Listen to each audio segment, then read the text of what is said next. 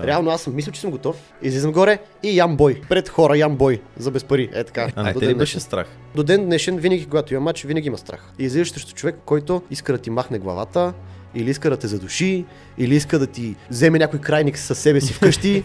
Имаш ли като цяло момент в твоята кариера, който да се замислиш болката да те откаже? Единственият инат, който съм проявил до момента е в спорт. В това да не прекъсвам спорт. Не знам защо. Няма да изпарам в детайли, обаче операция след операция, изваждане на крайник след изваждане на крайник, пак се случи. Мамка му, пак се случи и отново ще съм така половин човек известно време. Доколко е важна средата? Честно, първата ми държавна титла беше най-сладката. Беше айде.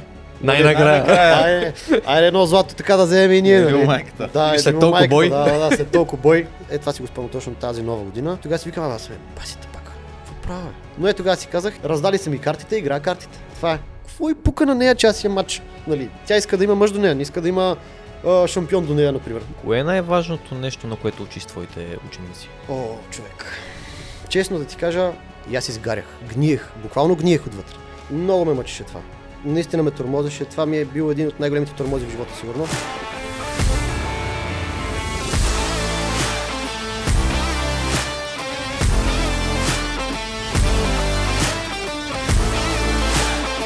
Здравейте, дами и господа, добре дошли в новият подкаст. Както виждате, с вас отново сме от една страна, за жалост. Що за жалост, бе? Защото, брат, искам да се отсреща, да дебатираме, да водим някакви скандали. И накрая да се сбиеме, маняк. Ние тук да си почупиме масата, цялото студио, айде! Да изпочупиме цялото студио, да си ходиме. И да приключваме. Шегата на страна, днес отново имаме гост, и то много специален гост, който е доста известен в бойните среди, доста успешен също така за България и има медали, че тук да си окачим цялото студио, да си го украсиме с медали, и то златни медали. Също така, той е много добър наш приятел. Дами и господа, на гости ни е Михаил Григоров, пернишкият Мохамед Али. Драго ми е да си видя, момчета. Преди всичко благодаря за поканата и за много години. За много години, как се казва? Да сме живи и здрави всички, да, това е най-важното.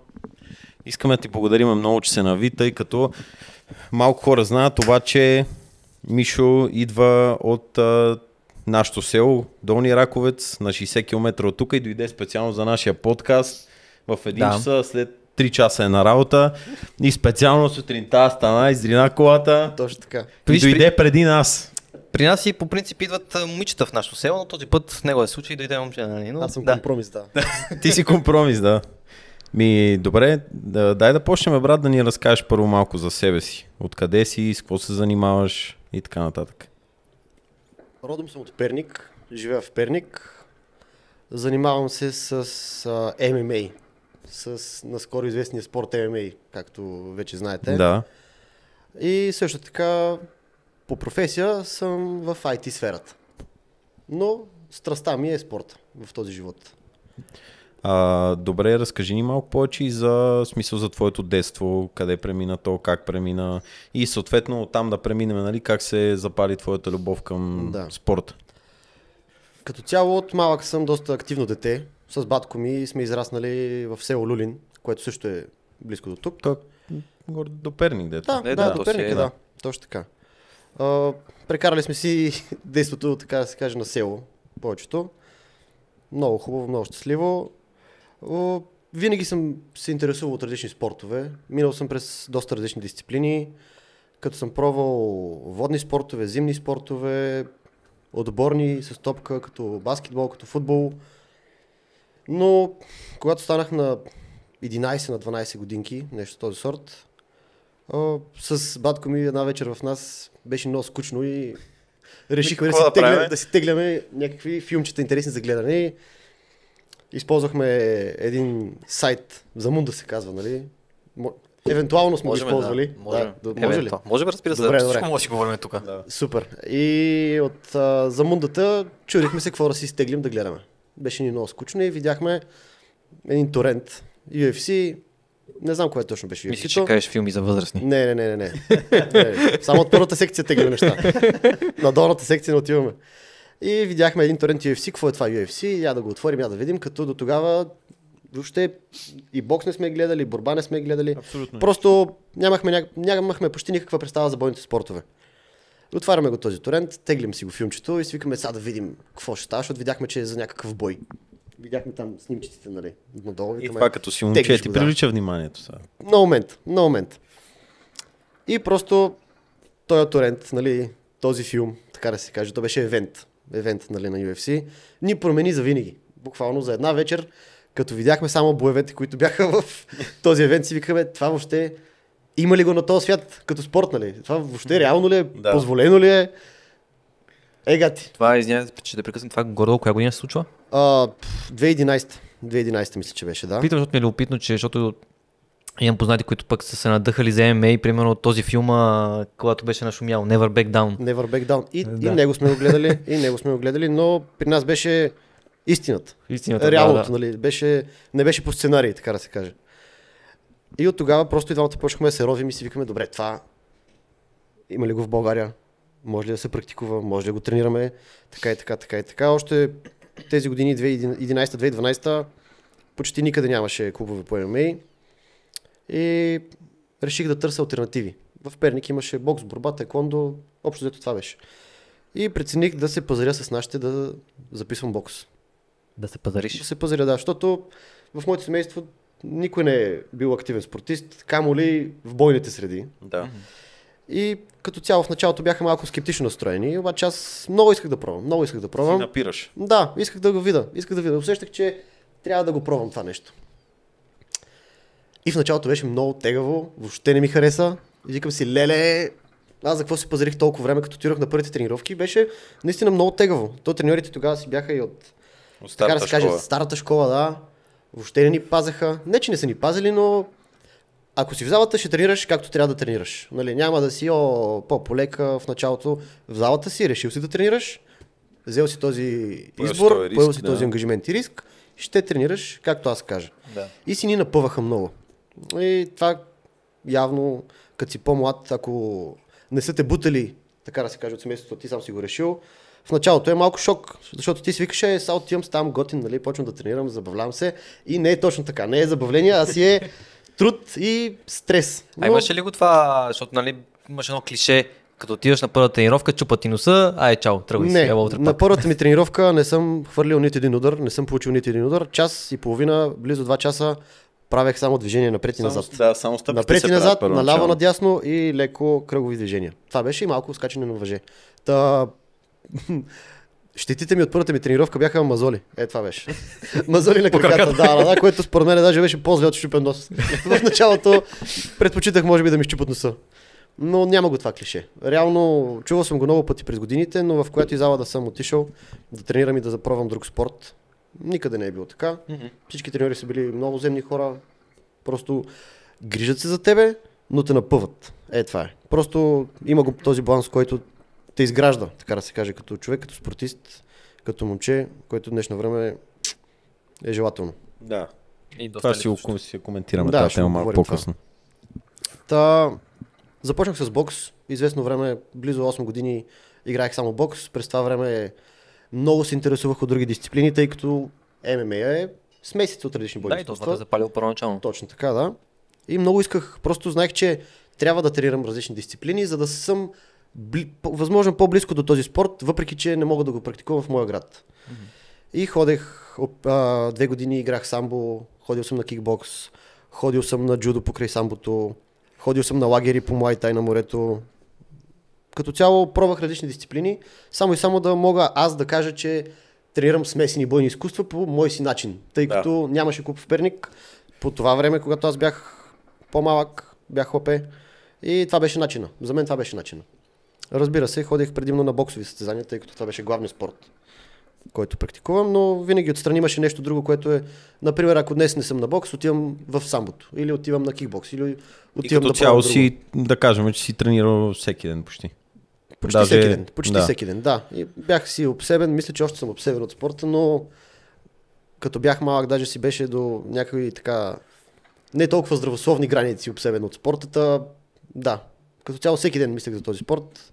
Ма то реално, за да си обсебен от нещо, то и в професионалния спорт той не е здравословен. Нали, любителския спорт можем да кажем, че си е за здраве. Да, но вече абсолютно. професионалния спорт и когато искаш да си обсебен и да си много добър в нещо, ти трябва да минеш отвъд границите на здравословното и нормалното. Абсолютно. Ако искаш да си успешен в професионална среда или като цяло в състезателна среда, защото дори понякога аматьорския спорт също е толкова труден, че трябва да се държиш като професионалист в аматьорската среда. Да, но без да си професионалист. Без да си професионалист, да.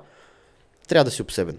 Ако не си обсебен, ако не го мислиш постоянно, ако не правиш почти всичко в ежедневието си, така и така, с цел тренировката днес да ти е малко по-добра, или да е малко по-дълга, или да поспиш малко повече, за да знаеш, че имаш тази малка капка енергия, която ще ти даде предимството за тренировката, че да направиш малко упражнение отгоре или да си малко по-бърз или малко по-издържлив. Според мен, ако не си обсебен и това не е в теб, по-добре е да си тренираш любителски, да се забавляваш, въпреки че и професионален спорт може да е за забавление, последните години го разбрах. Но нямаш ли го това, абсолютно някак си, как да го кажа, не си заслужава да си рискуваш здравето, особено в бойните спортове. Всеки спорт има риск за здраве. Но в бойните среди малко или много е един хазарт, в който си залагаш здравето срещу човека, срещу теб. И дай да видим, нали... Кой ще набие? Малко руска рулетка. Да, малко е руска рулетка, тъй като това е в центъра на спорта. Това е много, което казваш, че трябва да си обсебен. Даже аз бях гледал един филм наскоро, Хъсъл се казва, не сте го гледали, с Адам Сандър, в който той точно казва на един от играчите, там става въпрос за баскетбол, нали?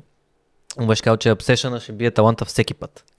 Колко е си обсебен, всеки път ще бие таланта. И това също е много яко, защото ти когато си обсебен от това нещо, ти изграждаш много силна психика, защото, както той казва, ти за да направиш самия транзишън, нали, първо си аматьор, обаче ако искаш да си професионалист, ти трябва да се държиш като професионалист, без да си професионалист. Да. И тогава има много хора, дори от приятелския ти кръг или от семейството, които ще ти кажат, какво се филмираш, нали, чак толкова, какво тренираш, какво се представляваш. Това е също и с отслабването, бе, брат. Ти като почнеш да отслабваш, ти трябва да почнеш реално да се държиш, примерно като културист, нали, така да го кажем, преди да видиш самия резултат. И ако нямаш психиката, нали, в случая да издържиш на хорското мнение, нали, което в повечето случаи е негативно, точно така, най-вероятно ще се откажеш. А ти на колко години беше тогава реално? В смисъл, почнал си на колко? На 12? На 12. На 12 започнах, да. И кога ти беше първото състезание? На 12. На 12. Да. Де факто ти отиваш в залата, почваш да тренираш, викаш си това ме кефи и примерно треньорът ти казва, искаш да се пуснеш в състезание. Или ти сам имаше желание да го направиш това нещо? Аз изявих желание и на третия месец от тренировките ми, от тренировъчния процес, пролета имаше турнир в София. Записах се, загубих турнира. Загубих си първия матч. Но тръпката, която тогава изпитах, беше несравнима. Тогава си чисто за експириенса, нали, да видиш какво е. Ами да, обаче аз вече бях в ония детския филм, дето постоянно гледаш боксови мачове. Да. Постоянно гледаш клипчета, откъси, хайлайтс в YouTube. Постоянно Рой Джонс, Майк Тайсън, Флойд Мейуедър, който и да е. Просто гледаш нон-стоп боксьори в интернет, нон-стоп как тренират, нон-стоп се опитваш да емулираш техните тренировки, въпреки че си на 2 месеца тренировки. Ти още не можеш да си намоташ бинтовете като хората, но в главата вече ти трябва да си такъв. Да, за това да се много опитваш. яко. Да. Това е много яко. И както първата тренировка беше така отваряща очите, за да видиш, че много трябва да се работи, ако искаш да се получи нещо от теб. Да драпаш напред. Да драпаш напред, в какъвто и да е спорт, в каквато и да е дисциплина в живота, нали?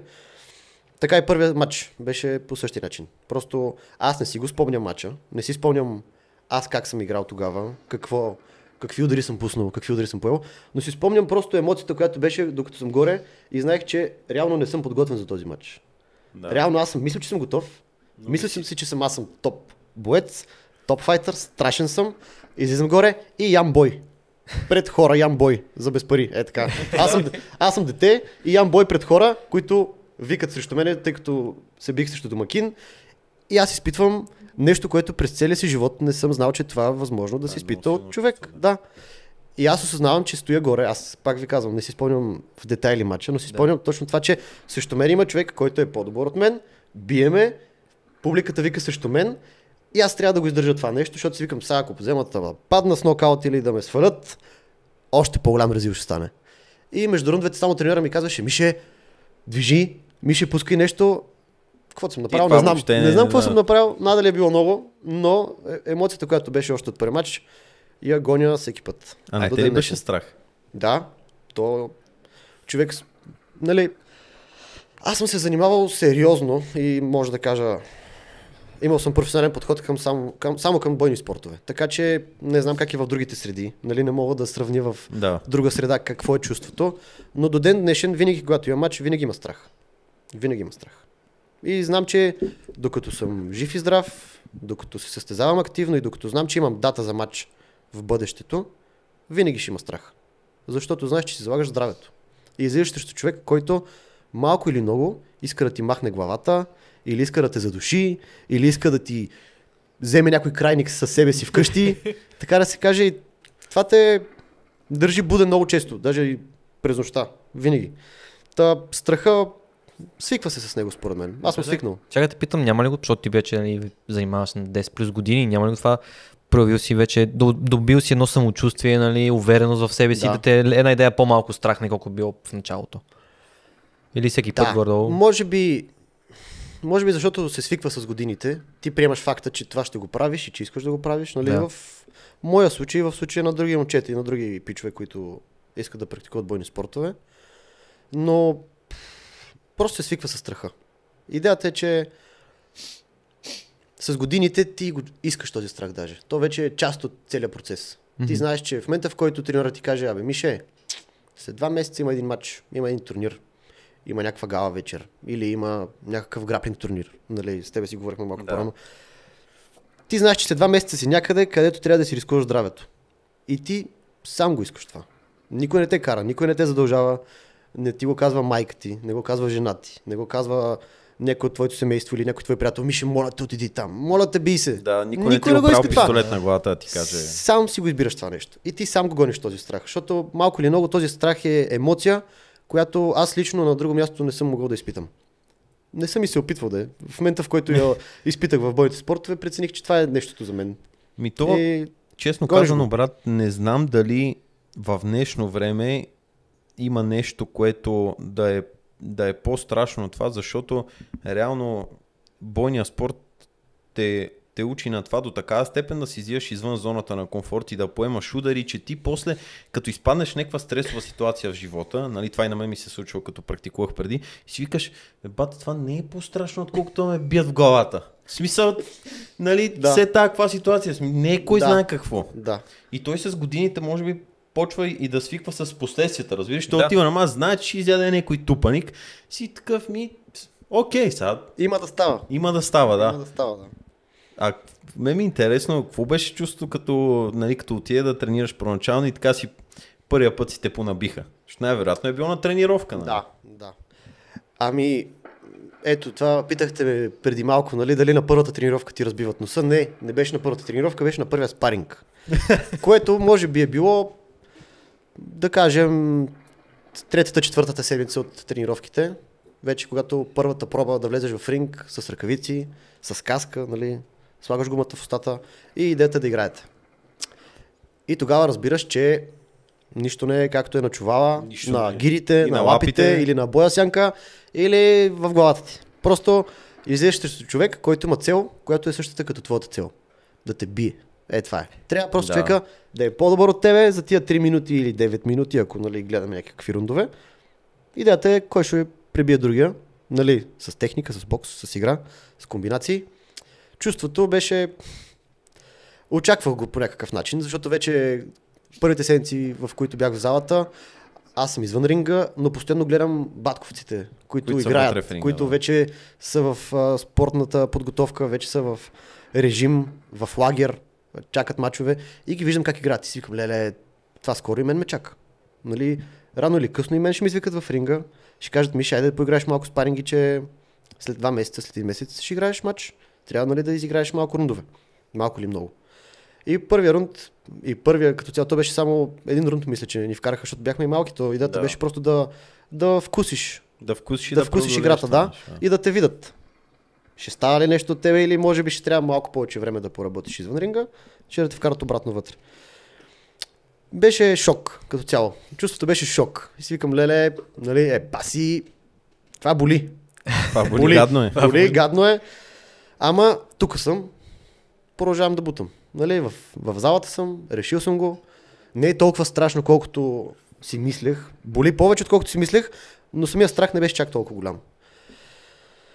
И Това е даже по-трудно, брат. Смисъл, поне аз в началото, като почвах и нали, ти правиш, както той казва, някакви неща на чувала, на лапите, мислиш и че мога да пускаш удари и в следващия момент излизаш на спаринг и все едно нищо не си спомняш. И на мен лично много ми беше трудно да получавам удари. В смисъл такъв, идват и удари ти да, мигаш. Жмичкаш. Да. Жмичкаш на парцали, просто много те е страх. И си викаш, аре няма ли да... Няма ли да мине трета минута, нали? Да. Няма ли да чуеш то гонг да спре да си починеш малко? Тия 3 минути, нали? Си какво става, тренер? Това даже е по-дълго от една минута план, казвам ти. Защото той тогава, реално твой мозък, той не разпознава, че ти играеш спаринг. Разбираш, той разпознава, че ти се бориш за живота си все едно. Това е в неговата глава. Особено в началото, преди да свикнеш. Когато не можеш да разграничиш каква е играта, нали? И каква е целта. Да, точно така. И това е много, много яко и това е полезно, защото много изгражда психика, брат. Реално ти си могъл да се откажеш 150 хиляди пъти, но въпреки всичко си направил това, което трябва. И аз много пъти съм казал и на клиенти, които имам примерно малки момчета, най-вероятно и ти, и казвам, като мъж ти трябва да се научиш колкото се може по-скоро да правиш не това, което ти се прави и искаш, а просто това, което трябва. Нали, защото иначе в живота няма как да се получат нещата. И точно, и точно бойният спорт е, според мен, е това нещо, което може да те научи точно и да ти изгради тези качества. Мен стана като каза болката, нали, че те е боляло повече, сколко си очаквал. Имаш ли като цял момент в твоята кариера, в който нали, да се замислиш болката да те откаже от спорта? От бойното изкуство, точно. Си кажеш, мамка, яко боли, дали си се заслужава? Не мога да определя точно нали, момент на болка, но моменти на контузии, които съм претърпявал и възстановявал след тях, имал съм по-труден старт. Особено в тинейджърството си, когато вече трябваше да преминавам към младежите, към мъжете, нали, вече в тези мъжките категории, в мъжките възрастови групи. Имаше период от сега, може да период да се разпредели в 5 години горе-долу, в които 5 години аз постоянно бях контузен. Постоянно бях. Няма да изпарам в детайли, обаче операция след операция, изваждане на крайник след изваждане на крайник, рехабилитация след рехабилитация. Ти, примерно, треньорът ти казвам, почваме подготовка за матч, случва ми се буквално на последното упражнение, преди да почвам да свалям килограмите, нали, т.е. един ден преди кантара, на последното упражнение, на последната коремна преса, на последното повторение, просто да се подпра и да ми замине цялата ръка. Просто от вече износване и от изхабяване и от неправо на диета, защото си малък и не знаеш как да ги балансираш нещата и четеш каквото четеш в интернет и ти си дете, нямаш опит. Случва ми се така да съм бил контузен, че да трябва да се възстановявам половин година след контузия. Половин година, 6 месеца твърдо възстановяване, преди да можеш да помислиш за спорт като цяло. Не да 6 месеца си в залата и да потренираш лекичко. 6 месеца да възстановяваш крайник. И това се е случвало пъти след пъти. Не искам да казвам нали, колко пъти, как се е случвало точно, но след всеки е такъв път и на мачове ми се е случвало да се контузвам по начин, по който да на хартия да прекрати спортна кариера и в залата, и извън залата. Най-тъпите моменти. Но не се отказваш. Инат, лично аз не се приемам като за инатлив човек в живота. Не мисля, че съм такъв характер, но единственият инат, който съм проявил до момента е в спорт. В това да не прекъсвам спорт. Не знам защо. До ден днешен не мога да си кажа защо съм проявил такъв инат, но си спомням още след първата контузия. Прибирам се в нас. Аз съм се контузил в залата. Страх ме е майка ми да ме види, че съм контузен, че съм превързан. Да не те контузии тя допълнително. Защото знам тя като родител каква е нагласата това сина и да се бие или като цяло да практикува бойните спортове. Като всеки нормален родител. И седа пред вратата с контузионната ръка и не искам да тропна да ми отвори. Така седа и си викам как тропна е сега на вратата да ми отвори да си вляза. Просто знам, че ме чакат едни известни месеци, в които аз трябва така да приема ситуацията, в която съм, да се възстановя и едновременно с възстановяването да се пазаря с майка ми да остана в спорта. И с цялото ми семейство, разбира се. Нали? Цялото ми семейство ние сме много близко семейство, много... Искаш да пушиш? След малко, мерси. Нали, близко семейство сме и така да се каже, всички преживяваха моите травми, за което съжалявам, защото съм ги прекарал през много е така ненужни за мен, т.е. ненужни емоции, които те са преживяли, претърпяли. И ми се е случило така, точно след някаква тежка травма, просто си викам, мамка му пак. Пак се случи. Мамка му пак се случи и сега пак трябва да се превърна в нас и пак да обяснявам на майка ми и на моето семейство и на моите приятели, че пак съм се контузил и отново ще се възстановявам. И отново ще съм така половин човек известно време. Защото когато си спортист и когато имаш цели, и когато имаш очаквания за себе си и когато ти си поставил тези очаквания, никой не ти ги е поставил, ти си заявил пред хората около теб, че ти ще правиш това, ще постигнеш това и ще си такъв човек. И когато това се прекъсне за един момент, заради дадена контузия и невнимание, която ти си го допуснал това нещо, знаеш, че само ти си виновен и сега ти ще трябва да се справиш с тази ситуация, да го представиш пред твоите близки хора, че отново си в тази ситуация и че някак си от това ще излезнеш окей. И не знам, след тези контузии, които съм претърпял, просто след всяка контузия си казвах мамка му, аз ще изляза от този спорт с повече, отколкото той ми е взел. Аз ще взема повече от този спорт, колкото той ми е взел от мене. Не знам. Просто всеки път си го повтарях това. И това, нали, се случва докато се възстановявам, докато хода в рехабилитационни центрове, пътувам с рейсовете от Перник до София, за да ми лекуват тялото, така да се каже.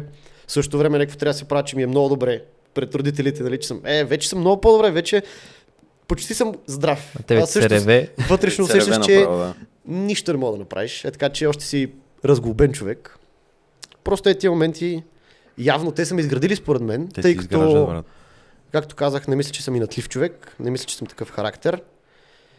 И точно тези моменти, когато аз съм преценил да продължа да се занимавам с този спорт и съм си казал, като тегля чертата след известно време, след някакви години, като съм пораснал възрастен човек, аз ще съм взел повече от този спорт, колкото той ми е взел на мене. Просто аз съм горница. Няма да изляза със заем, така да се каже. Да, няма да излезеш загубил. Това е няма точно майндсет на истински победител, защото ти представяш си, брат, колко е трудно за един човек, който е активен спортист и професионален спортист, да трябва да не спортува 6 месеца, а да се отдаде само на рехабилитация. Ти като спорта ти е живота на тебе, ти като не тренираш 3 дни, ти вече полудяваш. Да. И представяш си колко психика трябва да имаш, за да можеш да се пребориш с това чувство, нали, че в момента се чувстваш като лайно буквално. Все едно нищо не правиш и нищо не става от тебе. И обаче това ти изгражда. Защото след това излизаш по-силен от това нещо. Да, то ти със сигурност се чувстваш и неудовлетворен от живота, защото спорт е и бойния спорт, нали, в твоята ситуация. Единството, което така ти дава някакво вътрешно удоволствие и кеф от живота, нали. Да. И като няма нещо друго, което да догони този, така да кажем, прак, нали, на допамина, се чувстваш буквално като какво правя тук? То ти храни душата. Реално спорта ти храни душата. Като си приел това да е твоето нещо, реално това ти е душевната храна. И друго, че точно в тези моменти, нали, особено както в днешно време постоянно може да си гледаме рилчета, инстаграм клипчета, глупости, може да следиш всичко, което става около тебе и хората, които са около тебе или хората в твоята среда. И, нали, ние от по-малки ги имаме тези телефони, от по-малки може да следим всякаквите глупости, които искаме да следим. Особено когато ти си в бокса, така да се каже, и знаеш, че... Добре, бе. И знаеш, че известно време ще си в бокса и ти гледаш как твоята конкуренция се развива. И ти гледаш хората, с които си имал мачове, хората, които си победил преди 2 месеца, например, в момента са в някаква топ форма, те те изпреварват, а ти седиш във вас и чакаш да ти стане време за рехабилитацията. Така. И го виждаш, пича, че е направил днеска 2 тренировки, може би 3, ако... Ние сме били деца тогава, той е било примерно лято. И затова мога да правиш повече тренировки, защото не си на училище. Така да се каже, бил си тинейджър, няма какво правиш, ще тренираш. И ти си просто във вас и чакаш така да стане 5 след обяда, да ходиш към центъра, да ти оправят тялото, а също време виждаш хората, с които си имал мачове и може би си бил, и те дърпат напред. Или пък човек, който те вече е победил, защото особено в аматьорски спорт, в тинейджърските години, мачове бол. Биеш, паднеш, няма значение.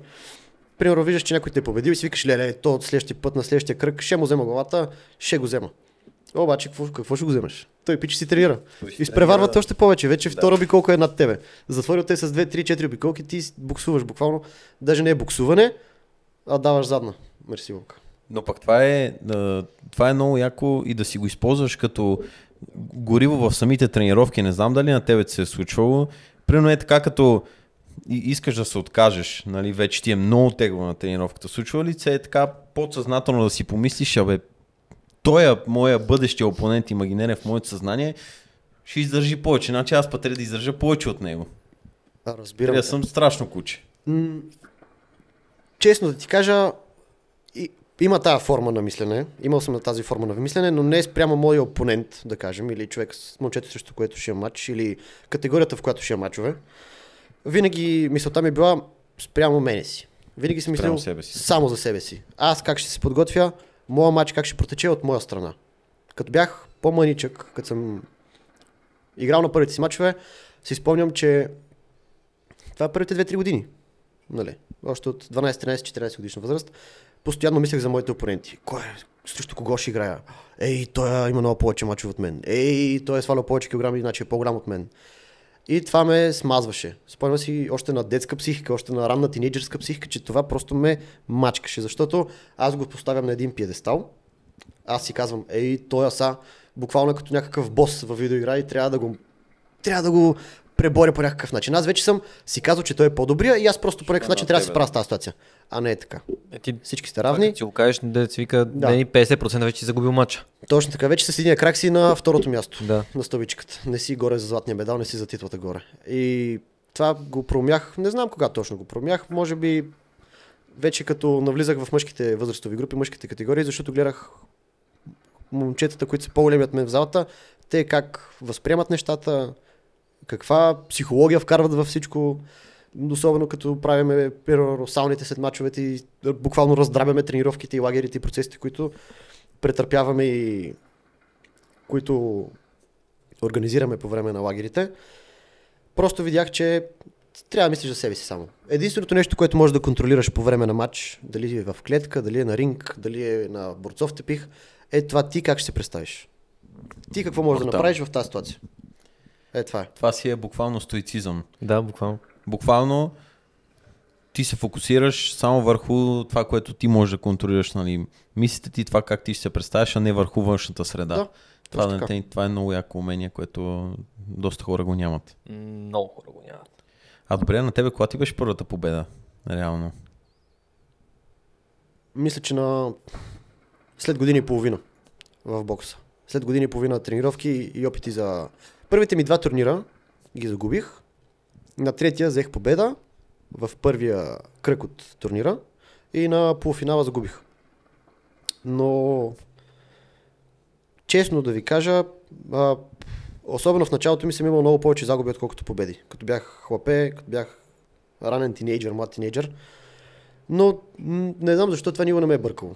Това е Дали също много яко шоу. победи или загуби. Би трябва, ти като си в тази възраст, нали, ние как си коментирахме по-рано, ти си мислиш, че си някакъв, нали, такъв недосегаем. И изведнъж като загубиш 3-4 пъти, Да. И те по понабият пътя на малко. логиката би трябвало това да ти смаже психиката, нали, по принцип. Да. Да.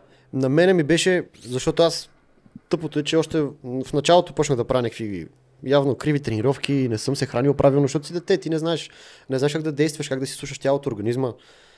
Ти си най-малкото, още си крехък, още нямаш, нали, изградена физика, изграден организъм, така да се каже, а пък искаш да се биеш. И за мен беше самата идея, че съм стигнал до турнир, да изляза и да се бия, за мен това беше кеф, купон, награда, е така. Че аз съм стигнал до матч и ще изляза да играя. Че не съм се контузил нещо, че не съм нещо си прецакал в лагера или в подготовката, нали, в тренировъчния процес. Самата идея, че аз имам шанс да се сбия с някого, е това, че ми е дадена тази възможност и че аз съм стигнал по някакъв невероятен късмет за мен до този матч да съм жив и здрав, нали? За мен това беше топ. Аз съм окей със себе си. Аз съм окей със себе си, че днес ще имам матч. Е така, може да имам 2 матча, ако победа, може да имам 3 матча, ако стигна до финал. Майната му. Аз съм тук вече, аз съм до турнира, аз ще играя. За мен това е супер. И това, брат, да го имаш този начин на мислене на тази възраст, мисъл, това е уникално просто. Много геймчейнджер е. Само да се радваш, си стигнал до там, без значение какви ще са последствията от това да. нещо. Има ли като цяло спортсменство в спорта в България? И Има. то в бойния спорт? Има. Има. Много даже. Млатиме се и после Никакво поздравяваме значение няма. се. Никакво значение няма. Поне в 90% от ситуациите.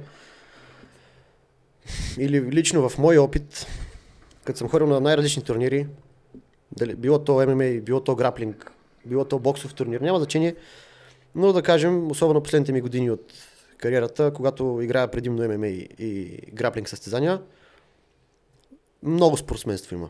Преди мачовете, по време на мачовете и след мачовете. Има изключения, които се набиват на очи, разбира се, когато, да кажем, даден пич загуби матчи и почва да киселее, не иска да стисне ръката на опонента си, на съперника или не иска да отиде да поздрави съперниковия ъгъл, т.е. щаба на момчето също, когато играл. Това се набива на очи, вижда се и прави лошо впечатление и никой не го одобрява това. Реално забелязал съм в много зали, да кажем, даден матч свършва, първия пич бие втория пич и второто момче. Това е. Даже при собствения треньор не иска да отиде. Отива, сяда си на скамейката и почва да киселее, да си ядосва, да си фърля саковете, да се прави интересен. Какво се правиш интересен? Тук сме, да кажем, днеска 200 човека, 100 мача ще си изиграят, на никой не му пука за това мач. Буквално. На никой не му пука за тебе и за това мач.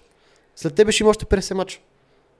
И за тия 50 мача пак на никого няма му пука за тия 50 мача. Така че, какво се представляваш тук? Отиди, стисни ръката, бъди мъж, кажи му еволата, другия път жив здрави, дано аз те взема. Нали? Поне да сме хикс. Да. Лично на мен ми се е случвало. Мислил съм си го, особено когато последните ми няколко години вече игра на ММА в клетка. И нали, има една презумпция, че в ММА е по-така варварски спорт, по-див, по-агресивен, по-злобен, така да се каже. Че там, когато спечели даден човек, един печели, трябва да ликува, вижте ме, кой съм аз кой съм. Нали? Да си това ти много Конър, малко се вижда. Да, което е окей, но за високото ниво на професионалния спорт, когато вече трябва да се продаваш като лице и като фигура, като име. Когато вече трябва да правиш име. Но, да кажем, когато си играе на държавни, на международни първенства и знаеш, че ти си пич, който тиш оттам, просто да си изгради себе си като боец. Лично аз, даже съм се опитвал преди време, даже не наскоро, но последните ми няколко години всъщност се опитвал, мислил съм си, ето ти бог. След малко пак. Нали, и си викам, леле са, отивам, мачкам човек срещу мене, газя го, завършвам го, да кажем, нокаутирам го или го заключвам, вече това ми е в главата. Аз съм излязъл победител. Просто трябва да отида там и да се справя с тази ситуация, че да изляза с моето очаквания за моя план да се изпълни. И си викам, после ще се кача на клетката, после ще флексвам, нали, ще съм, вижте ме, аз съм човека на вечерта или каквото ще да е там, аз съм човека на турнира на моята категория, няма кой да ме бие. Да кажем, бия. Взимам си матча. Имал съм късмет. Нали, треньора ми е провел хубава подготовка. Свършва ми матча, човек. Единството нещо, което ми се иска да отиде, да му кажа на пича еволата мъжки, живи, здрави, дано нищо няма. Отивам при ъгъла на моя опонент, казвам благодаря ви за матча, благодаря ви за възможността, която ми дадохте да играя срещу вас. Живи и здрави, искате ли реванш? Давам ви реванш. И това ми е подхода, който използвам. И ето честно, казвам ви, сега имах гала вечер наскоро, играх в Стара Загора срещу много силен клуб. Архангел, много добър клуб, има хубави професионалисти в клуба, треньорите са качествени, готини хора са преди всичко.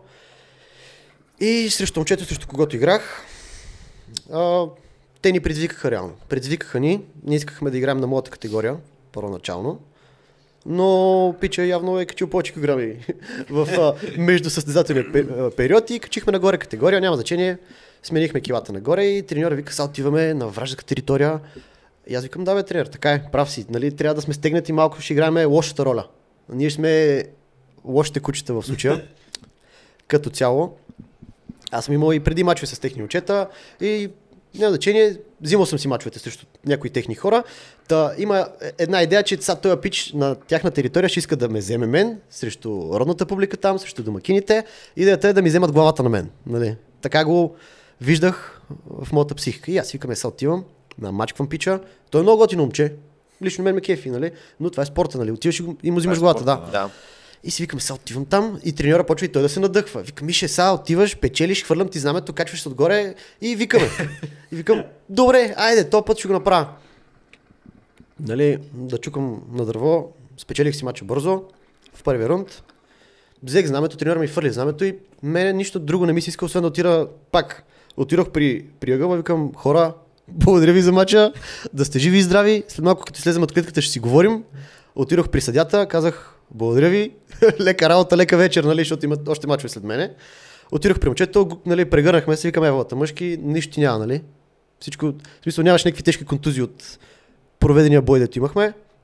Излязохме от клетката и това беше. И пак не го направих в това, дето е, вижте ме аз кой съм такова. Просто излизаш, свършваш си работата, благодарен си, че си жив и здрав, че този спорт този път не ти е взел нещо от здравето. Трябва да си благодарен, излизаш и бъдеш щастлив, спечелил си. Това е. Отиваш да тренираш пак утре. И пак, никой не му пука за това матч. В смисъл, излизаш и това е. Само на твоите близки 3, 4, 5 човека и на тях ги интересува ти да си здрав. Не ги бърка. Леле, Мишо си загуби матча или Мишо си спечели матча Еволата. Утре много повече ще го харесвам или много повече ще го уважавам, че си спечели матча.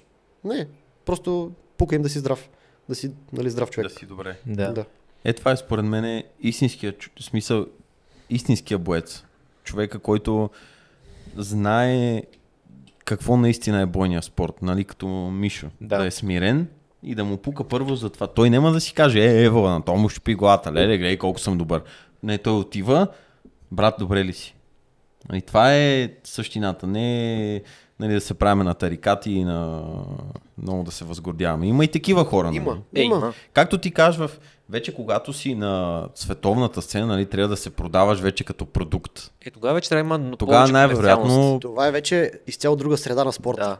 И там, за да искаш да си успешен и да изкарваш парите, които трябва да изкараш в малкия прозорец от време, в който можеш да си активен спортист, да кажем, имал си късмета да стигнеш до топ професионалното ниво, тогава вече трябва да правиш и шоу, тъй като всичко е продажби. Това е шоу, малко бизнес, спорт и шоу, не е само бой. Да. Там са много елементи. За да могат да погледнат спонсори, да може, нали, те за какво ти дадат пари, трябва да имаш някаква провокация, да нали, да. Или искат да те гледат, че биеш, или искат да те гледат, че падаш, това е.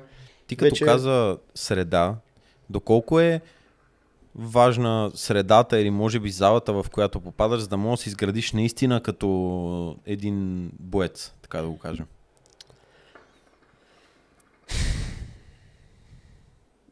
Честно, но залата и обстановката, в която ти си поставен, така да се каже, или си имал късмета да намериш, ако не е правилната зала, според мен като активен професионален спортист или аматьор спортист или като цяло човек, който иска да се занимава с това на състезателно ниво, нямаш ли правилната обстановка, нищо не може да стане от тебе.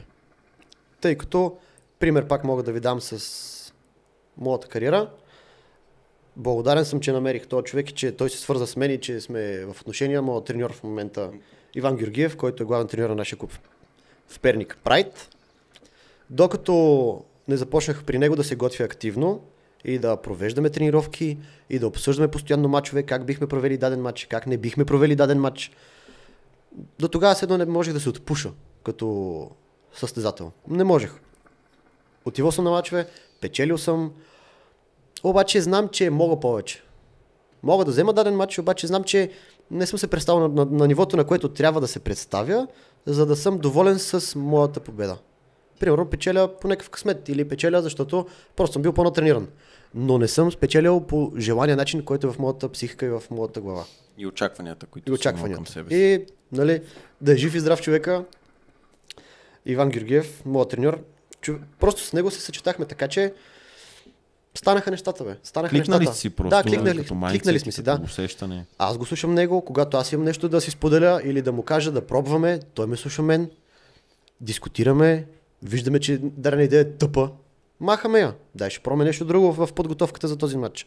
Или даден турнир.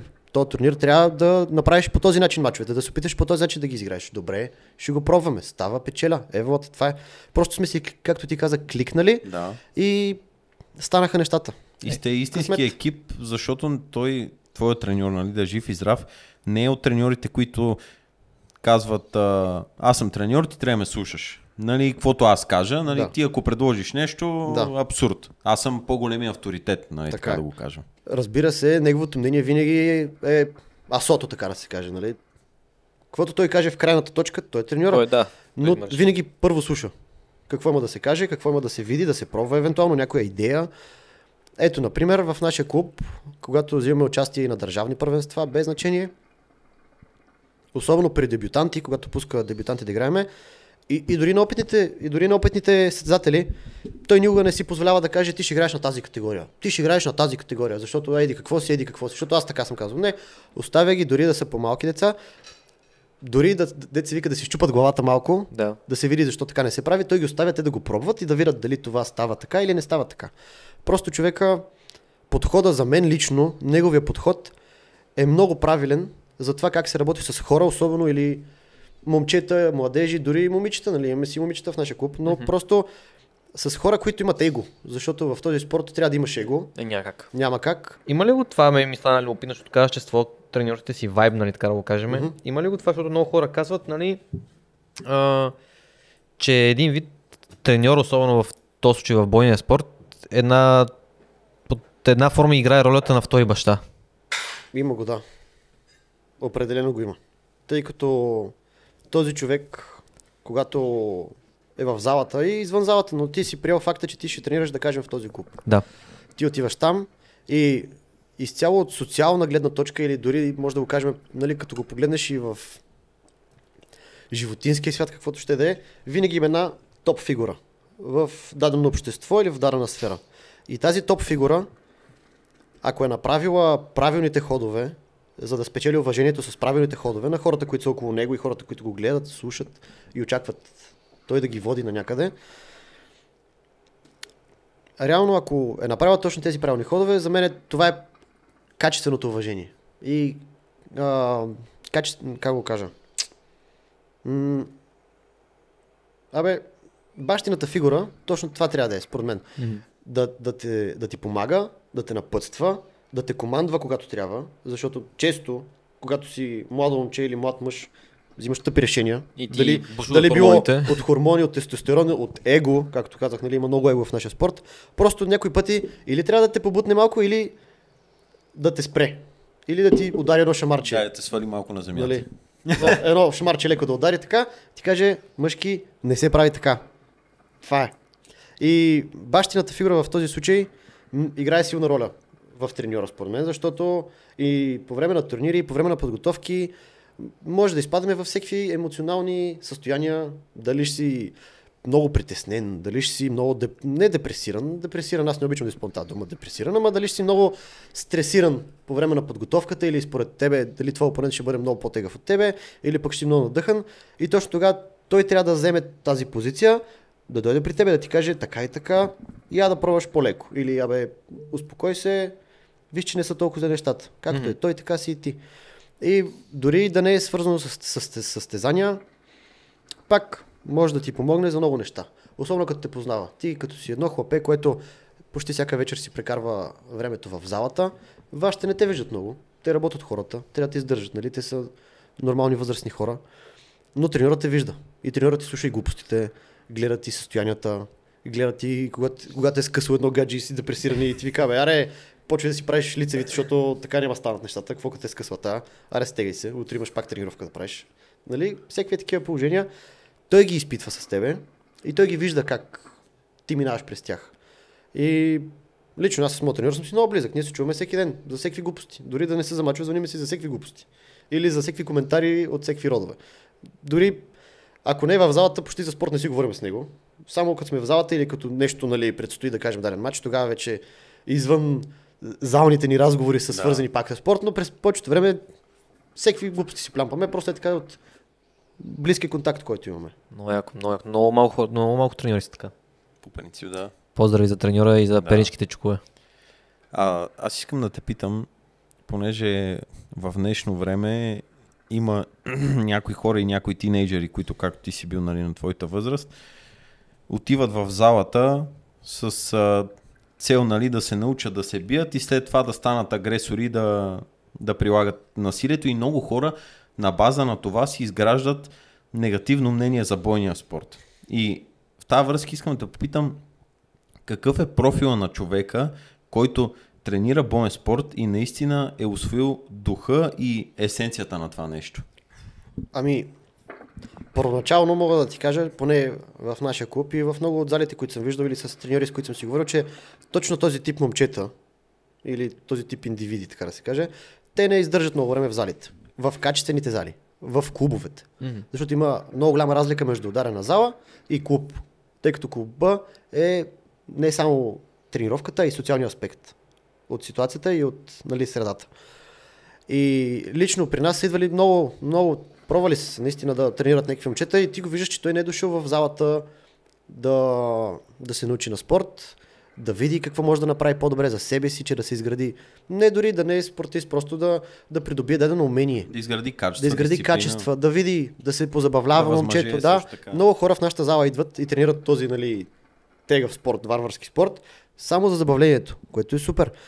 Но точно тези момчета, които идват с идеята да изградат един профил на биячи, на биткаджи, на някакви такива улични файтери, те почти не оцеляват. Просто първо, че социалната среда в залата тях не ги възприема, т.е.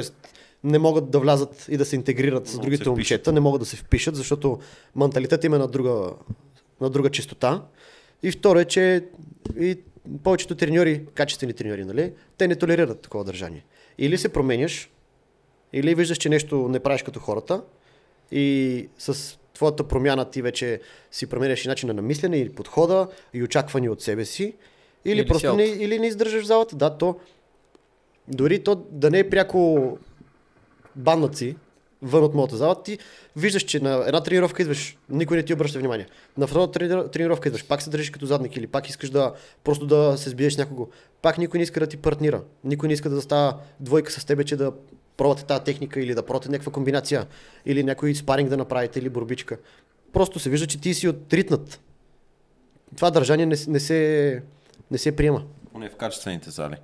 Да, в качествените зали. Има си, разбира се, зали, в които може всеки да ходи, което е, нали, всеки, който си плаща, може да отиде някъде и да си тренира, да си практикува спорта, но в клубовете, в които има изградена социална среда, това почти не се вижда. Това е много важно. Да, почти не се вижда. Защото според мен лично, ако трябва да опиша, нали, профила на такъв човек, за мен хората, които практикуват боен спорт, са изключително добри хора, смирени хора, никога не търсят конфликт, защото знаят какво по принцип могат да причинят от срещния човек, избягват конфликти, но едновременно с това са подготвени, нали, и знаят, че ако нещо се случи, без значение дали ще трябва да защитиш приятелите си, семейството си, твоята приятелка, ти имаш някаква подготовка и можеш да го направиш това нещо. Да. И в крайна сметка винаги е по-добре, както има една фраза на Джо Роган, той казва, по-добре да си войник в градина, отколкото да си градинар на война. Да. Да, има го това. Реално спорта учи точно на смирение, според мен, защото в бойните среди много бързо се разбира, като отидеш в една зала да си потренираш малко, дори да не си част от тази зала, просто така да отидеш да видиш как е ситуацията, обаче да кажем си тръгнал с грешния подход и викаш, днес ще съм файтър, днеска ще се сбия с някого, най-вероятно ще се паднеш с човек, който малко повече разбира от тебе. И който малко повече умения има, които може да ги приложи и малко по-добре от тебе.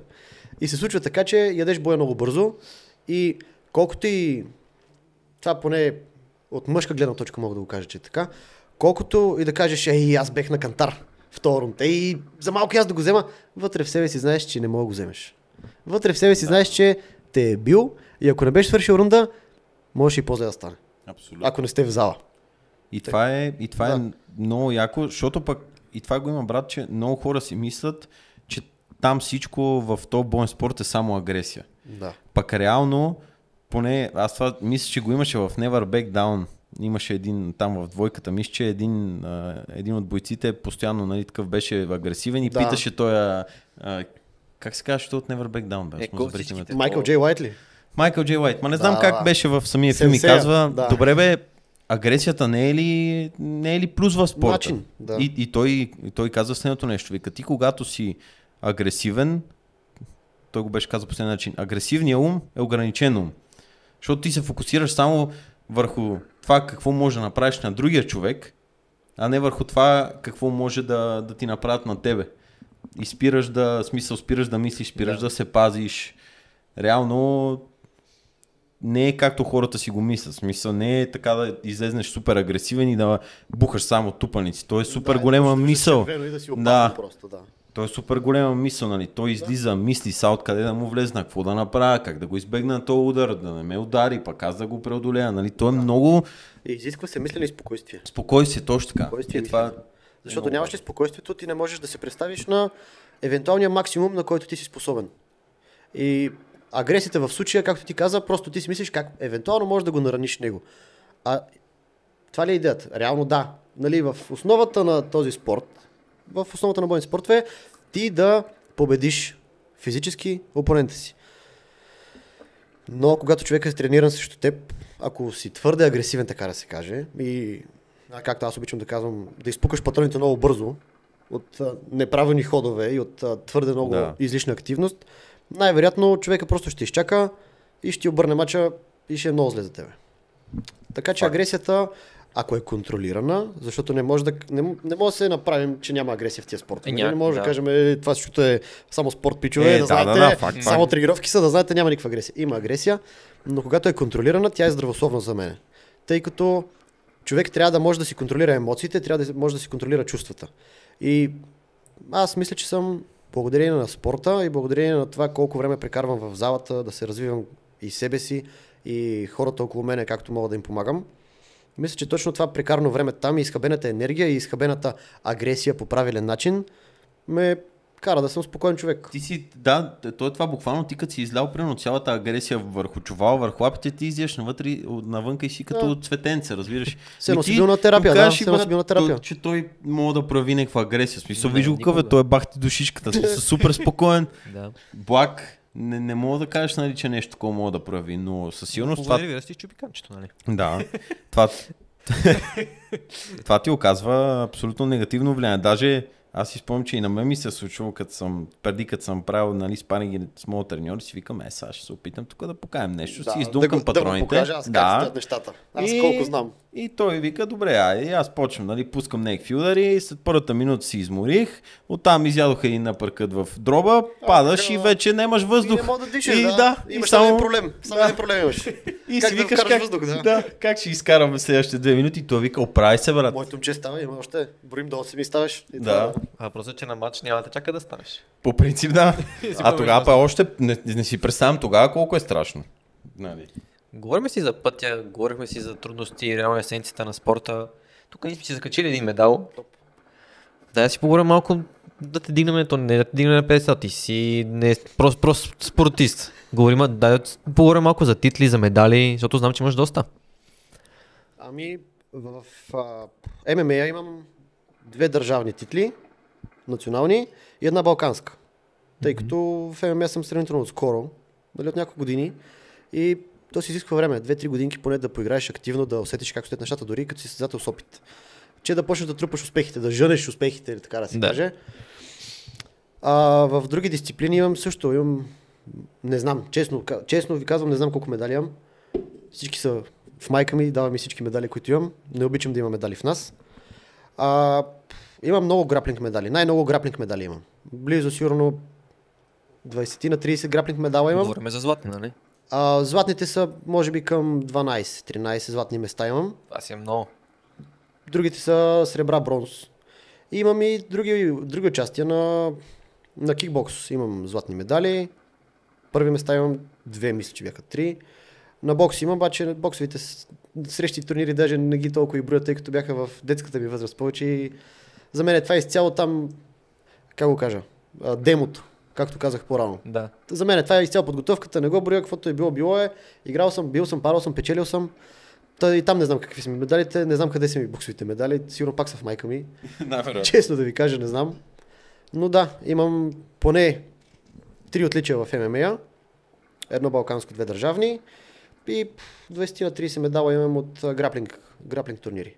Там имаш предимно 3-4 мача да стигнеш до финала. Там винаги е готина борба, яка борба, пада се забавление яко. Балканската титла ли ти е така най-върховата, така да кажем, най-върховото постижение? По статистика да. Но първата ми държавна титла беше най-сладката. Беше айде. Най-накрая. Айде едно злато така да вземем и ние, нали? Или след толкова бой. Да, след толкова бой да взема едно злато. Като цяло, даже не гледам и да ги мисля тия титли. Имам ги, радвам се, че ги имам.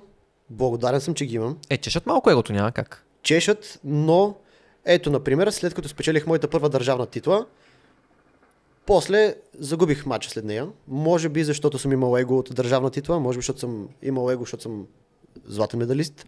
Повярвал съм си. Загубих си матча след първата ми държавна титла. И ето тогава си казах, това беше преди година и половина-две. И тогава си казах, какво се превземам? Какво като взех титла? Пак ме биха. Трябва да потренирам малко повече. Ако искам евентуално пак да взема титла. След което взех балканска, след като взех втората ми държавна, защитих я, нали? Това беше тази есен. Но не е хубаво да ги мислиш тия неща, поне според мен. Не е хубаво да ги мислиш. И както казах, аз медалите и отличията си не си ги държа в нас, давам ги на майка ми, тя да се радва жената. Толкова се ми е изтормозил през годините с контузии, с стрес и с глупостите. Поне да има нещо. Поне да държи там някакви бляскавите медалчета да са при нея, да се радва. И аз, ако са в нас, ще ги гледам и ще се филмирам според мен. Ще се надъхвам и ще викам, гледай бе, аз колко медали имам. Аз кой съм? Като свърши даден матч, даден турнир, прибирам се и почвам да чиста у нас. Това съм. Това съм, да. На работа съм на другия ден. Даже така почти винаги ми се случва, като съм на матч дадена събота, прибирам се и неделя съм първа смяна на работа. Айде газ към Перник, че трябва да се работи неделята. Да. Това е много яко. Да не си държиш, брат, постиженията и медалите във да си ги гледаш, нали? Ама виж, от това гледна точка го казва, че по някакъв начин това ще му захрани егото, но не е здравословно. Не е здравословно. Не е здравословното его. Да, защото това е минало вече. Да. Ти си го спечелил, но това е в миналото. Това не е сега, не е и в бъдеще. Остави го, да си е там, радва му се, примерно като хода на гости в майка ми, като хапвам обяд, вечеря, нещо за сорт, погледна ги малко медалите, викам, аз съм. И това е. После прибирам в нас и знам, че имам да си свърша ангажиментите, имам си отговорностите към семейството, на работа съм, на тренировка съм преди работа, след работа и това е. Живота си продължава, аз съм си същия. Трябва да се тренира, ако искам още такива медали да дам на майка ми, например. Абсолютно. Какво ти костваше, така да го кажем, за да станеш шампион и то дори от към социална среда, нали, време с приятели, с близки хора, прекарано, защото със сигурност имаш такова изпуснато, нали, защото ти трябва да се готвиш. Да. Имаш тежки тренировки, отделно на това и особено последните седмици, нали, аз като, така да го кажем, нека състезател там по натурален културизъм, не знам и колко е гадно и колко не ти се прави нищо и не ти се говори с никой и светът ти е черен. Как се справяш с това нещо? Както по-рано говорихме, трябва преди да станеш професионалист и преди да си сериозен състезател, трябва да го приемеш това в твоята психика и трябва да почнеш да се държиш като такъв, преди да си такъв, че евентуално в живот и здраве да стигнеш до там, ако си късметлия и се трудиш и си смирен. От малък гледам да си прекарам доста време по залите и не съм го приемал като жертва това. Разбира се, случва ми се, примерно на някой рожден ден да не отида или да закъснея, или да не пия и да не ям. Случва ми се така на Нова година, защото на 2 януари пътуваме за турнир по самбо. На Нова година купон на 17 си, гаджета, забавление, алкохоли, нали, не се пие под 18, но алкохоли. Аз ям портокалчета. Така, заставам в една стая, в другата стая, така, купон, тътен, парти, кеф, водки, шотове, всичко аз седа и си реже портокалчета и си смуча портокалчета, защото трябва да съм в категория на другия ден, на по-другия ден. И това си го свикваш, ти си го приемаш това. Аз това си го спомням точно тази Нова година. Тогава си викам, аз басите пак. Какво правя? Цялата ми компания е в другата стая, аз даже не съм там, защото си пия алкохол и такива неща. Аз седа тук и си гледам, даже си бях пуснал някаква анимация сигурно на телевизора там и седа и си гледам анимацията като някакъв залухавец и смуча лимончета и протоколчета, да. Но тогава си казах, това е. Приел съм си ролята, преценил съм какво искам да направя, какво искам евентуално да постигна и какво трябва да направя, че да го постигна. Раздали са ми картите, играя картите. Това е. И тия жертви през повечето ми години и в детството, и в тинейджърството, и дори и сега, от обща социална гледна точка не ги приемам като жертви. Единственото, което мога да кажа е, че времето ми с жена ми, да кажем, за което съм ми много благодарен, че ме търпи, че ме трае, защото по време на подготовки и когато наближи матча, аз съм много капризен. И то не, че аз лично съм много капризен, просто ситуацията, в която съм, ме кара да съм капризен, тъй като се знае, че вечерта, например, няма мога да се видя с нея за толкова време, ще трябва да бързам в залата. После след залата се прибирам да я видя, но не мога да я видя за цялата вечер. Или трябва да се легна по-рано, защото сутринта пак трябва да ходя да правя кондиционна тренировка. А след нея съм на работа и след работа съм на техничната тренировка. И през цялото време това е пожертвано време с жена ми. И за което пак казвам, много съм и благодарен, че ме разбира и че ме тарае и че ме търпи, защото знам, че това е много тегаво нещо според мен. Да си с любимия си човек и да трябва да си кажеш, добре бе, айде отивай в залата, защото имаш матч. Какво и пука на нея, че аз имам матч? Нали? Тя иска да има мъж до нея, не иска да има шампион до нея, например. На нея не и пука за тия медали, дето аз ги взимам. Тя на нея и пука за мен само. Нали? Като аз да съм човека до нея, нейния мъж. За което, пак, трети път ще кажа много благодаря и няма да стигне и трети път, дето го казвам, че ме търпи, че позволява да си гоня целите като партньор до мен и че ми помага и с начини на хранене и дори и с битови задачи също помага. Ние винаги гледаме да си помагаме един на друг, но когато, например, на мен ми доближи даден матч, тя за много неща може да ме отмени. И за много неща може да застане в позиция, в която, например, аз бих трябвало да направя нещо, да кажем да откарам някого до някъде или да свърша дадена задачка. Въобще не пита. Тя знае, че аз вечерта трябва в залата и на обедната почивка трябва, например, да отида да направя нещо свързано пак с моя спорт. Въобще не ме пита. Отива, върши дадената задача, казва да знаеш, аз това го направих, няма какво ти до вечера се занимаваш с това нещо. Отивай в залата. Което знам, че съм страшен късметлия, че им такъв човек до мен, тъй като днешно време тия хора не се намират, според мен даже. Не се намират. Това за мен е истинската любов. Да ти помага, да те обича, да те подкрепя, без да те разбира. Защото реално, защото и аз съм бил, така да кажем, в някаква подобна ситуация, нали, състезателна подготовка, няма човек, брат, който да те разбере от страничните хора. Може да те разбере човек, само който е минал през това нещо на 100% и да осъзнае колко наистина на тебе ти е трудно. И в този момент близките ти трябва да те подкрепят и дори било то приятели, те трябва да оценяват само твоето присъствие. Защото те не осъзнават колко е трудно. Защото те не осъзнават колко е трудно ти да си там на тази нова година и ти какъв компромис правиш със себе си. В смисъл, ти отиваш и сам се поставяш в среда, в която има много изкушения. Казва, моля те, Васе, яж ги тия портокали, брат. Много те моля да ги изядеш, не пий алкохол. И трябва да го оценяват това нещо.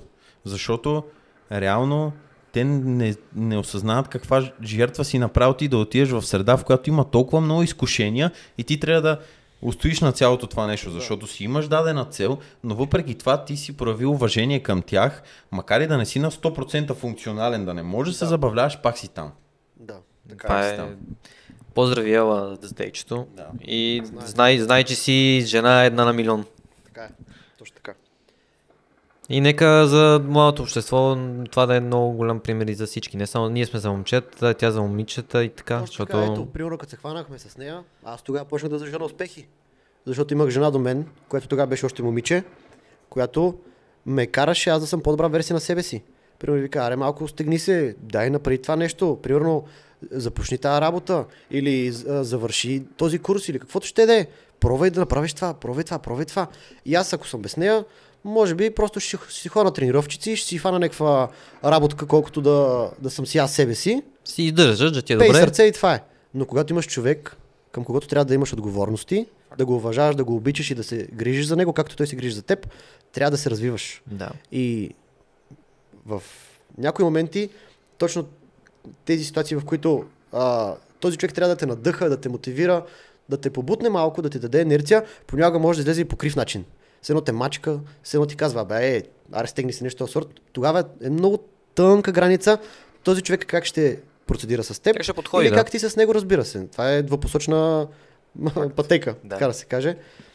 И затова още от малки, така да се каже, от как сме заедно, много ми помага и тя има огромна заслуга за това.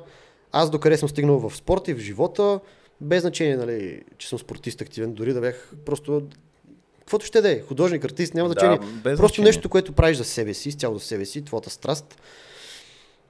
човека до тебе трябва да ти помага и да ти разбира ситуацията, дори да не е в тази ситуация с теб. Трябва да е до теб, да е търпелив, както ти си търпелив с него в неговите ситуации и да си помагате. Това е най-важното. Абсолютно, брат. И това те, не знам, просто масово жените в днешно време не го осъзнават.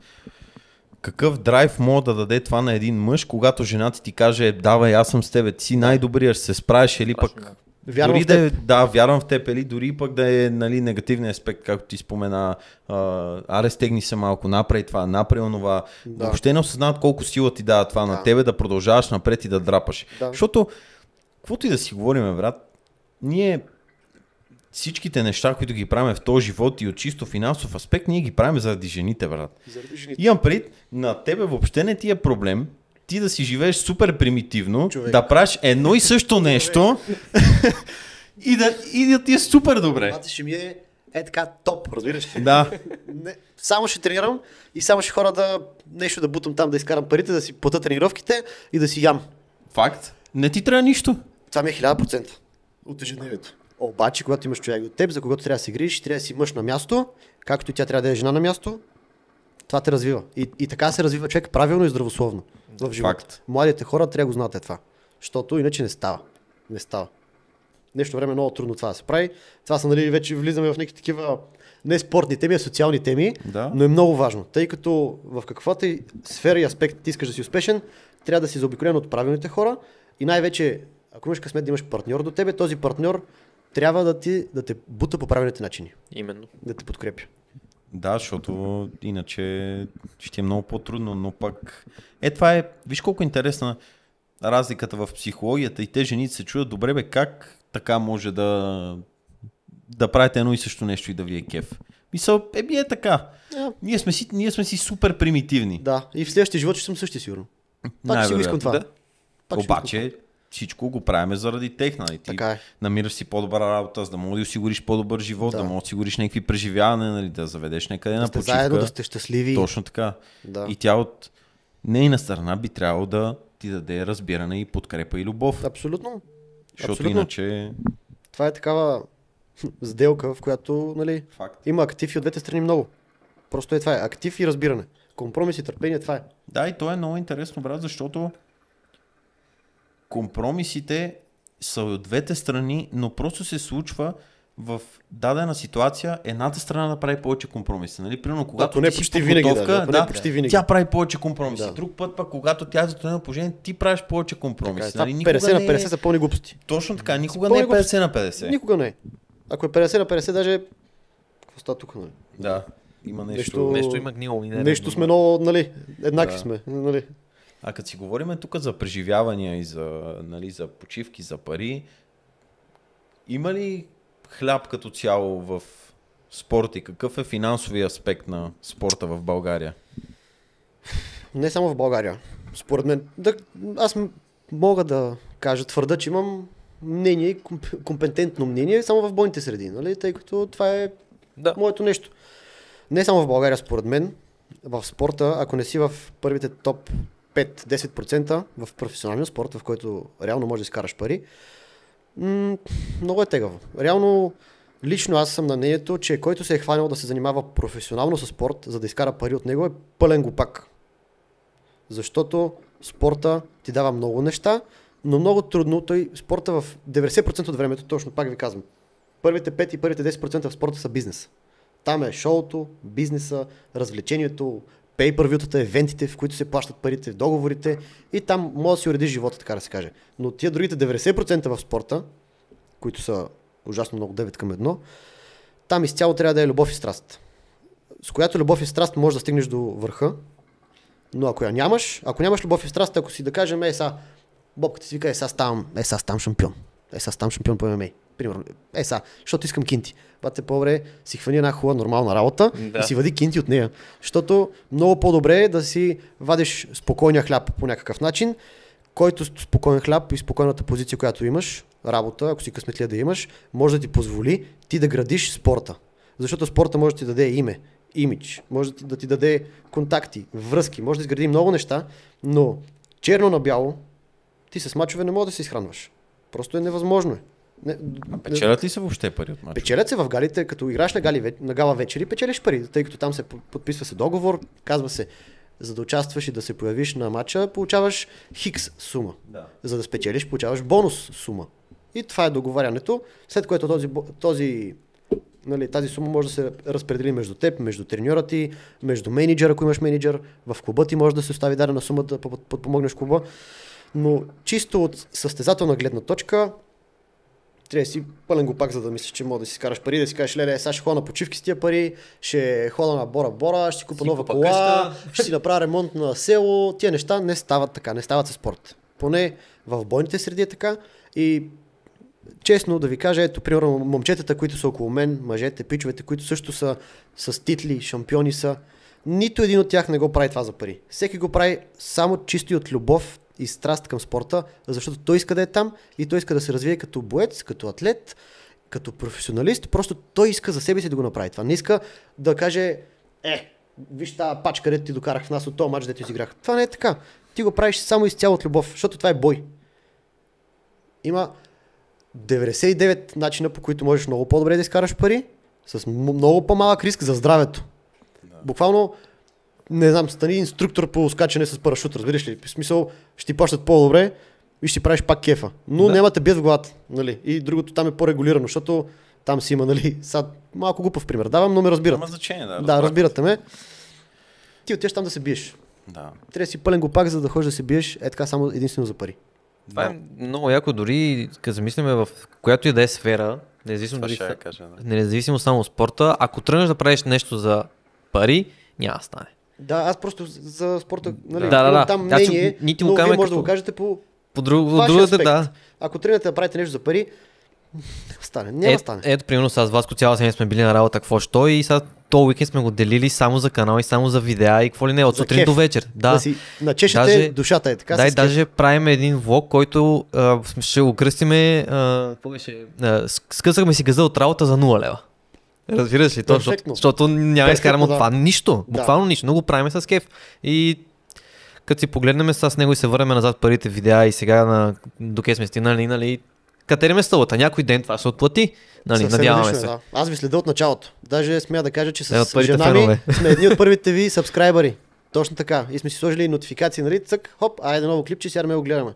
Слагай яденето и да гледаме новото клипче. Това го правим всеки път. Няма всеки път го видео, което те да не гледат, разбираш ли? След като се видим и гледаме това видео, гледахме това видео. Да. Но това е... Смешен е никнейма, затова не пишем коментари в... Защото не смешен никнейма, да. Това е... Може би най-красивото нещо е това да намериш точно твоята страст, нали, както примерно и при нас или най-вече при Мишо. Ако това нещо не ти носи пари и от него не изкарваш пари, би ли го правил? Ако отговорът е да, значи това е твоята страст. Това е твоята страст. Точно да. Ти си за там.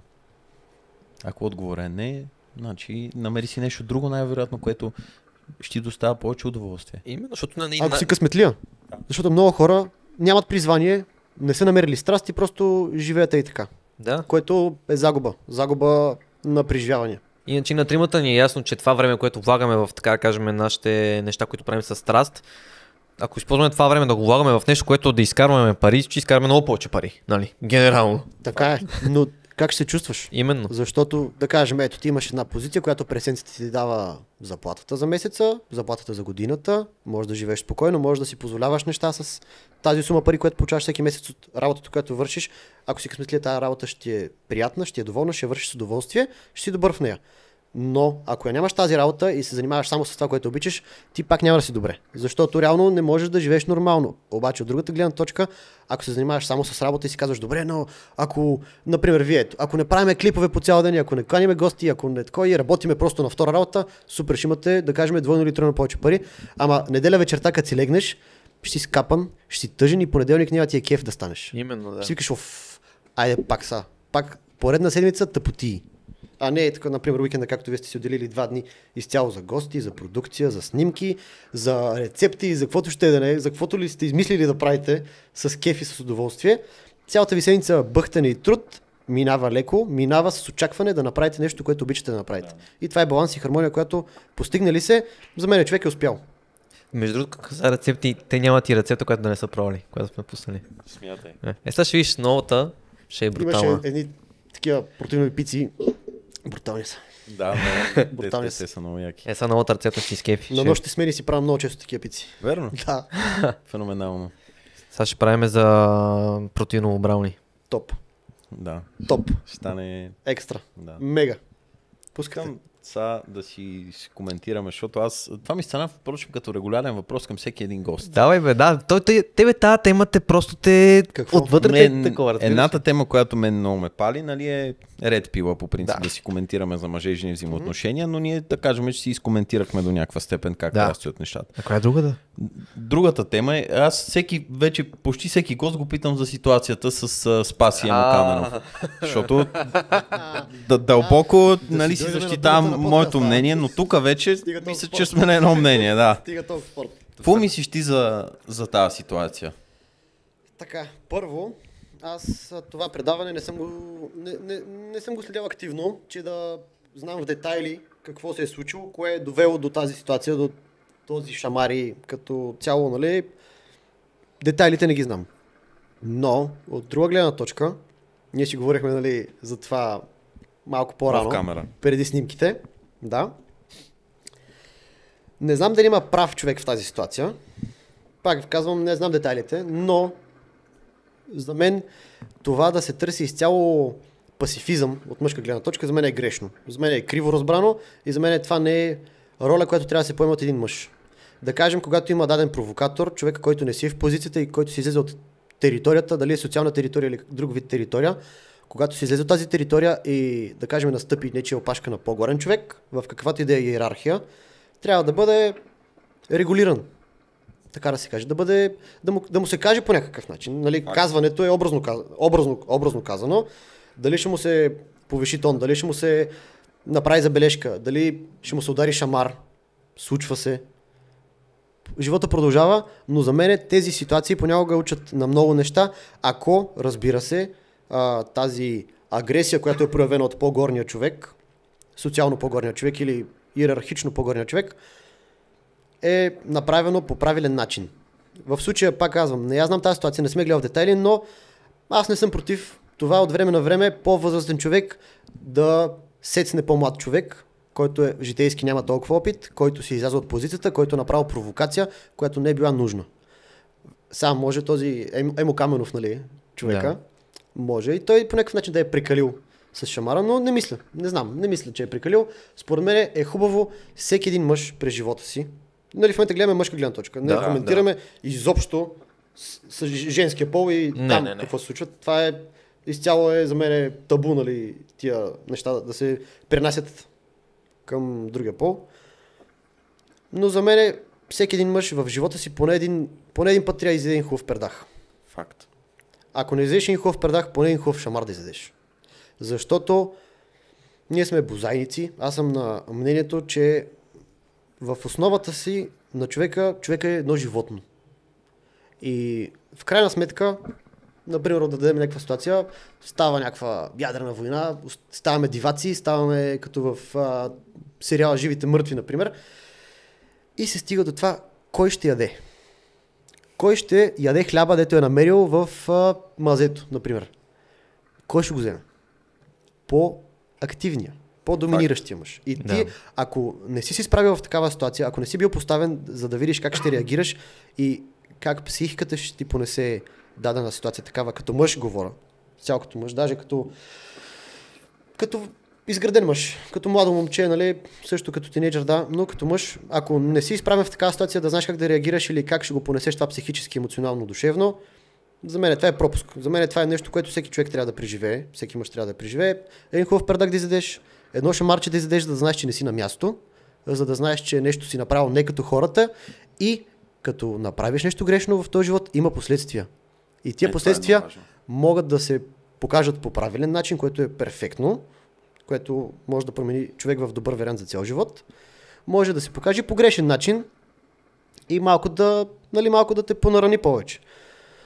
Но за мен това е нещо, което според мен всеки мъж трябва да преживее. То не е да го преживее. Това не е да преживяване. В смисъл, просто го понасяш подвиваш опашка 1-2 дни и викаш си, тук нещо не направих като хората и ако си достатъчно умен, си вадиш пулка. Ако не си вадиш пулка и не си достатъчно умен, най-вероятно ще се случи пак. И пак, и пак, и пак. И явно грешката е в теб и трябва да се научиш къде е грешката, да, как да оправиш грешката. Но според мен проблема първо идва от там, че социалните мрежи, така да го кажем, брат, ни научиха, че можем да правим много неща без последствия. Да. Защото масово хората, които пишат някакви коментари, ги пишат, защото знаят, че най-вероятно няма да има последствия. Да, тия никой няма да ти го каже в лицето и ставаш много по-смел. Но пък, ако се върнем назад във времето, някак си в днешно време се опитваме много да избягаме от нашата същност. Нали? Както ти каза, ние сме бозайници. Колкото и да си обясняваме красиви думи, че живеем в 21 век и всичко е по-различно, абсолютно нищо не е по-различно. Ние си живееме с древни мозъци. Да. И те функционират по абсолютно следния начин. Както ти каза, има си някаква иерархия, когато прекрачиш някаква граница, трябва да бъдеш поставен на мястото си. Това много... си прекрачил. Абсолютно. Да видиш къде е проблема. Факт. И на времето, ние сме живяли в такова време, в което когато не слушаш батковците, те напляскват, ти отиваш до магазина, купуваш, после отиваш, те пак те напляскват, да. Бързо да не закъснеш, да не се забавиш нещо. Некой те набие, обаче не отиваш при вашите да кажеш, тате, то ме наби, хой ти го наби. Ами се опитваш да се справиш самичък с това нещо. И извлечи си тази пулка, бе, човек. Дори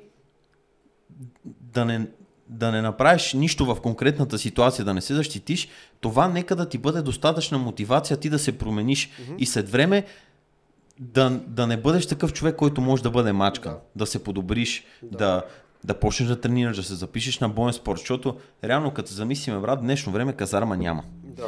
Единственият начин, по който ние можем да си създадем казарма е като си я създадем сами. Нали, в случая като правим това, което ти правиш, нали, тренираш, боен спорт, поставяш се в такава ситуация.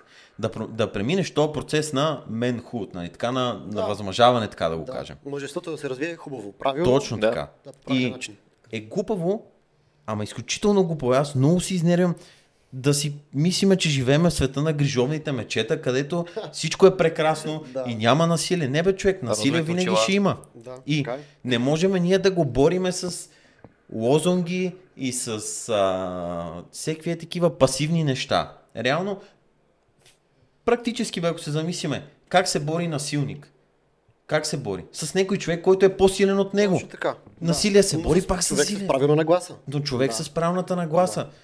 И ти не можеш в днешно време по този начин да мотивираш хората и да създаваш слаби мъже, които във всяка една конкретна ситуация те търсят чужда помощ. Тате е на еди кой си, или па някой като ти каже, брат, ти знаеш аз кой познавам. Да. Брат, като ми кажеш, ти знаеш, че кой познавам, това означава, че ти не можеш да се справиш сам.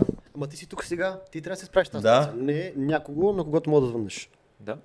Ето ти каза това с казармата, примерно ние сме от тия набори, които не са хванали казарма, така че аз лично не мога да претендирам плюсове минуси от казармата, но пък сме от поколението, което имаше късмет, поне в началните си години да си е израснало на село, да е израснало в една така социална среда на момчета и момичета, които нали, са заедно, растат навън, на улицата, на градинката нали, в село. Като цяло сме хванали, мисля, че една така златна среда, в която сега сме пак с технологии, с модерно мислене, адаптираме се малко по-добре от предишни поколения, но въпреки това сме имали един по-така естествен старт в нашето детство, който ни е дал добра съпоставка в момента. И както ти каза, като няма казарма, например, ето казармата, със сигурност много е изградила много хора правилно, със сигурност и на много хора е попречила по някакъв начин, но наистина е помогнала на много хора да изградат едно мъжество, което по друг начин може би нямало да имат. И днешно време точно в залите, без значение боен спорт ли е, дали е отборен спорт, дали е и пак някакъв вид индивидуален спорт, самата идея, че ти си в зала, заобграден от хора, които са на твоето мислене, подобни години, имате обща цел, така да се каже, имате човек, който ви командва, който ви казва това се прави така, това не се прави така. Ако ме слушаш, ще стенат нещата, ако не ме слушаш, пътеките. И по този начин, точно, залите много помагат да се изградат младите момчета, младите момичета, също така да се покаже правилната нагласа и как трябва да се държиш ти правилно в една социална среда с по-висши и с по-нисши от тебе. Защото когато ти стоиш години в дадена зала, разбира се, ти си тръгваш от първо ниво, от дъното, от кото нула. Катериш, след тебе идват по-нови, по-млади момчета и момичета, по-малки деца. Вече ти имаш ролята на човека, който трябва да им показва нещата, да ги учи, да им казва така се прави, така не се прави. Разбира се, имате глава, треньор, учител, без значение, батко, който ви казва в крайна сметка, нали, теглиме чертата и това е така, това не е така, но ти също трябва да помагаш, ти също трябва да показваш на по-младите. В нашата зала също има много момчета и все още идват много момчета, които аз лично съм забелязал как те влизат, да кажа, като лекета в нашата зала и изяждат по един такъв добър, полезен шамар, така да се каже, след което една седмица, 2 седмици си ближат раните, виждат, че нещо не са направили като хората, било то да се изхвърлят на някой по-малък от тях на първата тренировка или нещо подобно, изяждат един по-така интензивен спаринг с някой батко, просто да се покаже, че ти не си никой в тази зала все още и като цяло не си никой все още и след това се променят. Влизат в залата. Добър ден, как сте? Какво става, бате? Всичко наред ли е? Днеска те видях навънка. И виждаш, че това момче се превръща в един добър човек, който има подход с хората. И има уважение най-малкото. Има уважение. И сега тия момчета, които са влезнали, да кажем, като някакви лекенца или просто момчета, които не са имали късмета да бъдат отгледани в социална среда преди залата им е помогнала по този начин. Дори сега да не са спортисти активни, дори да не са медалисти, шампиони. Това няма никакво значение. Значението е, че те са се превърнали в по-добри хора, в по-добри версии на себе си, заради средата в залата. Факт. Това е за мен най-важното. Спорта е до време, ама си човек цял живот. Така че, да, трябва да си знаем ролите. Брат, аз често ти казвам, аз знам, че не съм тръгнал в тази сфера, но някой ден, ако се докопам до политиката, често ти казвам, това го правим. Бойният спорт да е задължителен за всеки един мъж. Защото изгражда... Поне да пробва. Да, изгражда дисциплина, изгражда качества и само позитиви мога да извлечеш там. Разбираш ли? Даже ако някой се чуди фитнес или боен спорт, с двете ръце боен спорт. Няма друг аналог, разбираш ли? Просто до такава степен те учи и на смирение, и на това да можеш да се защитаваш, да знаеш как реагираш в дадена ситуация, и на уважение. Няма нещо друго, което да ти изгради до такава степен психически и физически също така. Но пък от друга страна, във времената, в които живеем, аз това сега се замислям, че то е полезно да има такива хора, брат. В смисъл за тия по-нагоре, реално. Защото ако се върнем и назад в историята, силните мъже какво правят? Революции, примерно. Точно така. Ти сега като си изградиш някакво поколение, което е само от слаби мъже, меко поколение, което моделираш го както ти искаш. Моделираш го както ти си прецениш. Няма въпроси, защо не е така. Тук нещо не ми харесват нещата, всеки мълчи и трае. Да. И според мен, поне аз такива планове имам най-вероятно и ти, но някой ден живот и здраве, когато имам, примерно син, със сигурност още от мъничък би го записал на някакъв боен спорт, за да може, но то в правилната среда, да попадне, за да може да му се обясни, да изгради тази дисциплина, да изгради тези качества и това нещо според мен ти решава много проблеми. Защото голяма степен от страховете и блокажите, които ти изпитваш в тинейджърска възраст, идват от детството. И то най-вече от тормоз в училище. Да. И според мен, не съм го прилагал, не съм сигурен дали е така, но според мен, когато го направиш това нещо, примерно още от ранна детска възраст с твоето дете, изключваш до някаква степен фактора то да бъде тормозено и да бъде... Приготвяш го. Точно така. Приготвяш го да може да се справя с дадена ситуация. Да, защото реално винаги ще има в училище такива деца, които са агресори, но те си търсят такива, които са по-мекички. Които позволяват това да им се Точно причини. така. Точно така. Ти като се опълчиш един път, като се опълчиш втория път, те ще остават и ще ти намерят друг. Да. И това може да ти реши много проблеми вече в живота на там. Вече в живота на там. Да. Аз мога да дам и пример със себе си, защото съм бил много подиграван и много тормозен преди, като съм бил с наднормално тегло. И ти след това развиваш някаква смисъл, така да го кажа, омраза и ярост към някакви хора, които не познаваш. Разбираш, аз примерно брат се разхождам и виждам някаква групичка 4-5 момчета и моето подсъзнание почва да ме връща в тия спомени, как те са ме тормозели и сега какъв съм и все едно, аз искам да им покажа, нали, че са не мога да ме тормозят. Виж сега какво става и така си викам, леле, тия много ме дразнат, че ги пребия. Ма то за какво? Смисъл. И по този начин, като се научиш с правилния подход, с правилните качества, смятам, че това нещо може до голяма степен да го изключиш. Със сигурност. Между другото, като става въпрос за темата, отново показваме, защото ние, примерно аз не съм го гледал това предаване, Мишо не го гледа това предаване и отново показваме, че по този начин се дигна рейтинга, нали? Защото ние сме го гледали точно от тази ситуация. Да. Искаш ли ние отиваме в тренд номер 1, аз и ти е този епизод? Да. Сега Мишо казва, нещастници, скача през масата, почва да ни шамари, ние ще напишем, примерно дойде един боец и ни преби. Побой в студиото. Да. Щупи студиото тук на примазало. И ето ти, отидохме в тренда. Не, но ми е интересно, какъв е твоя подход към някое момче, което те първа идва примерно в залата? Нали, как трябва да се подходи, по какъв начин да го възпиташ, нали, така да го кажем, да го научиш, че тези неща не са окей? И трудно ли е това нещо? Защото със сигурност е много трудно. Поне така си го мисля аз от гледна точка на човек, който не се занимава с това нещо. То си е до човек. При всеки човек, при всяко момче е различно. Подходът е различен. Просто няма шаблон, по който може да се каже това се прави така, редно е да му кажеш това и това и това. Просто според мен най-доброто нещо, което можеш да направиш е да оставиш, разбира се, с малки съвети, с малки така подсечки, да кажем, нали? Дори ако видиш, че той почва да се превръща леко в агресор или подхода да му е грешен в залата или много агресивен, вече може да го сецнеш, може да му кажеш, нали, още веднъж така фърлиш по-тежък удар, 100 клека или нещо този сорт. Може да го накажеш с нещо, което да не му уронва егото, защото когато вече настъпиш на едно дете егото или на момче тинейджър, който те първа хормонално се развива, това може да го превърне в момче, което въобще не иска да стъпи отново в залата.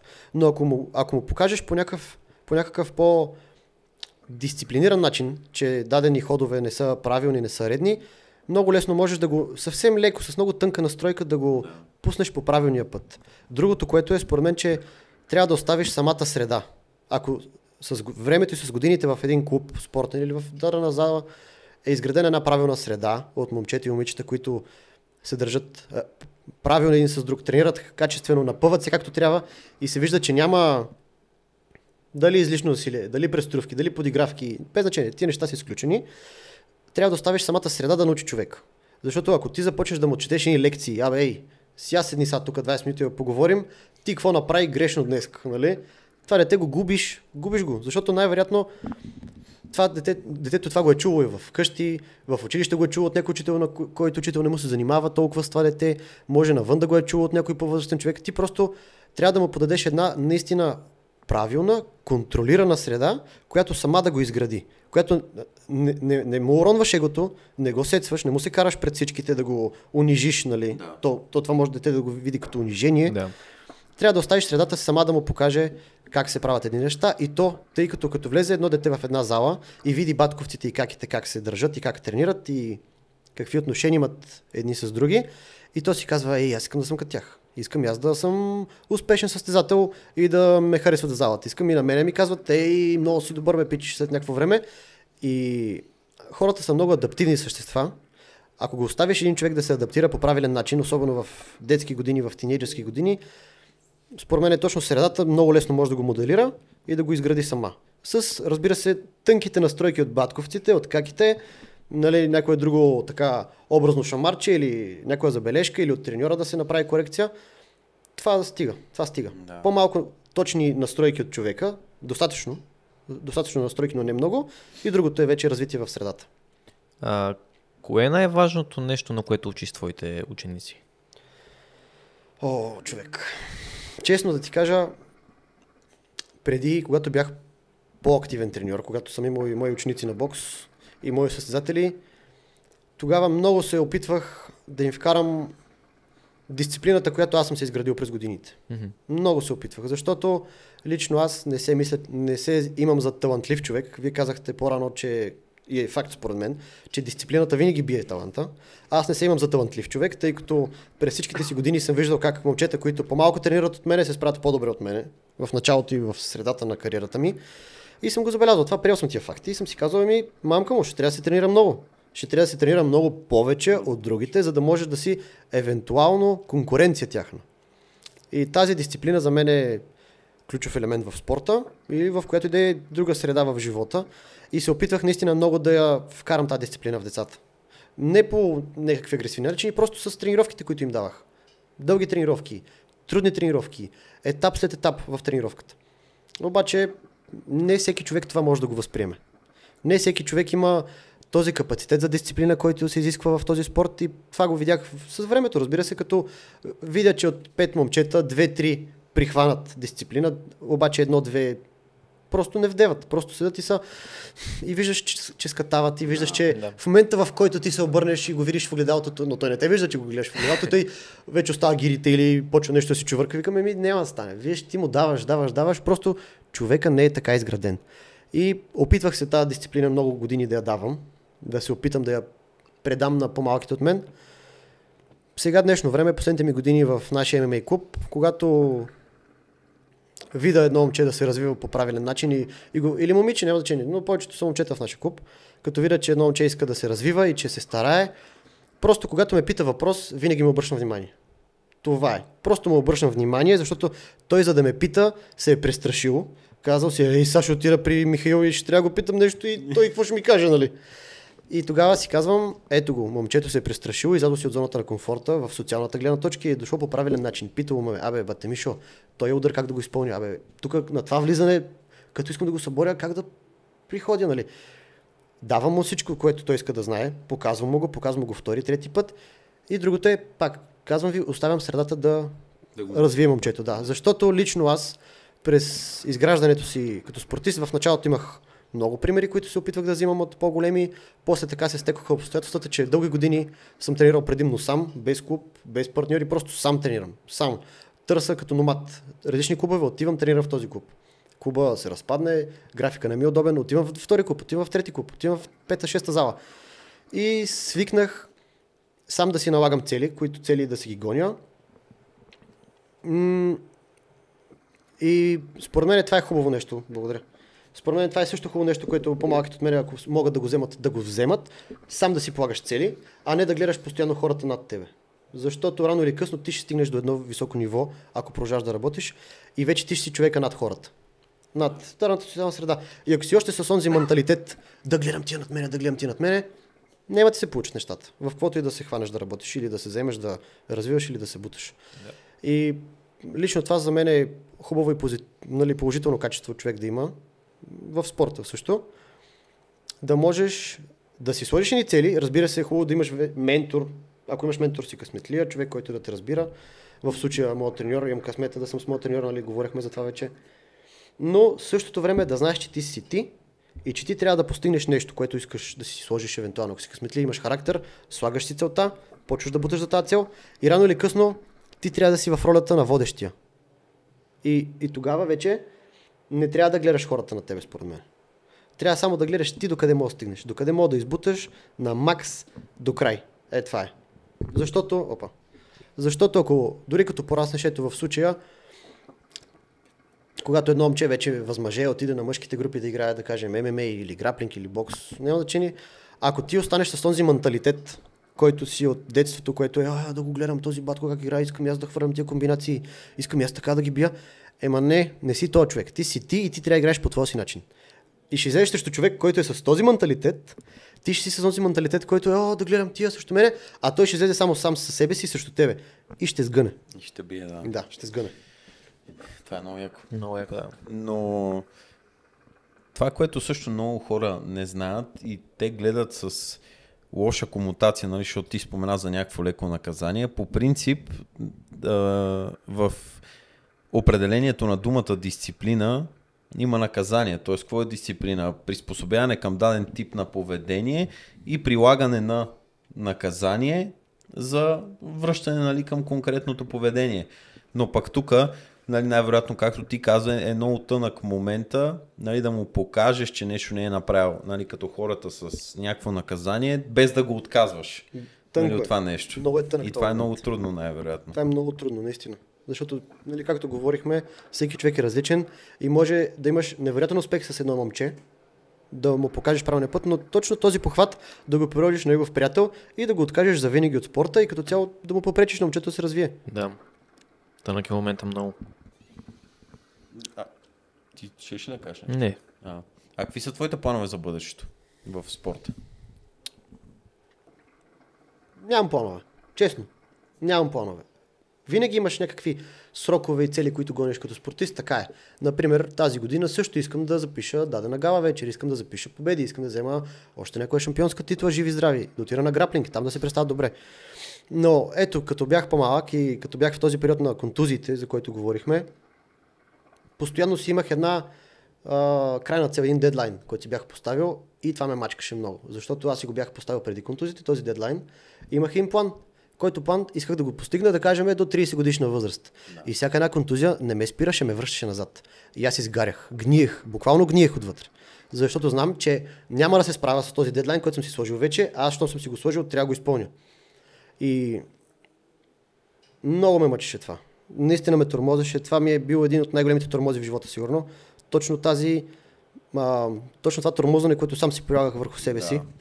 Защото знам, че това, което първоначално съм си казал като цел, няма да стане, защото живота е непредсказуем, не знаеш какво ще се случи утре.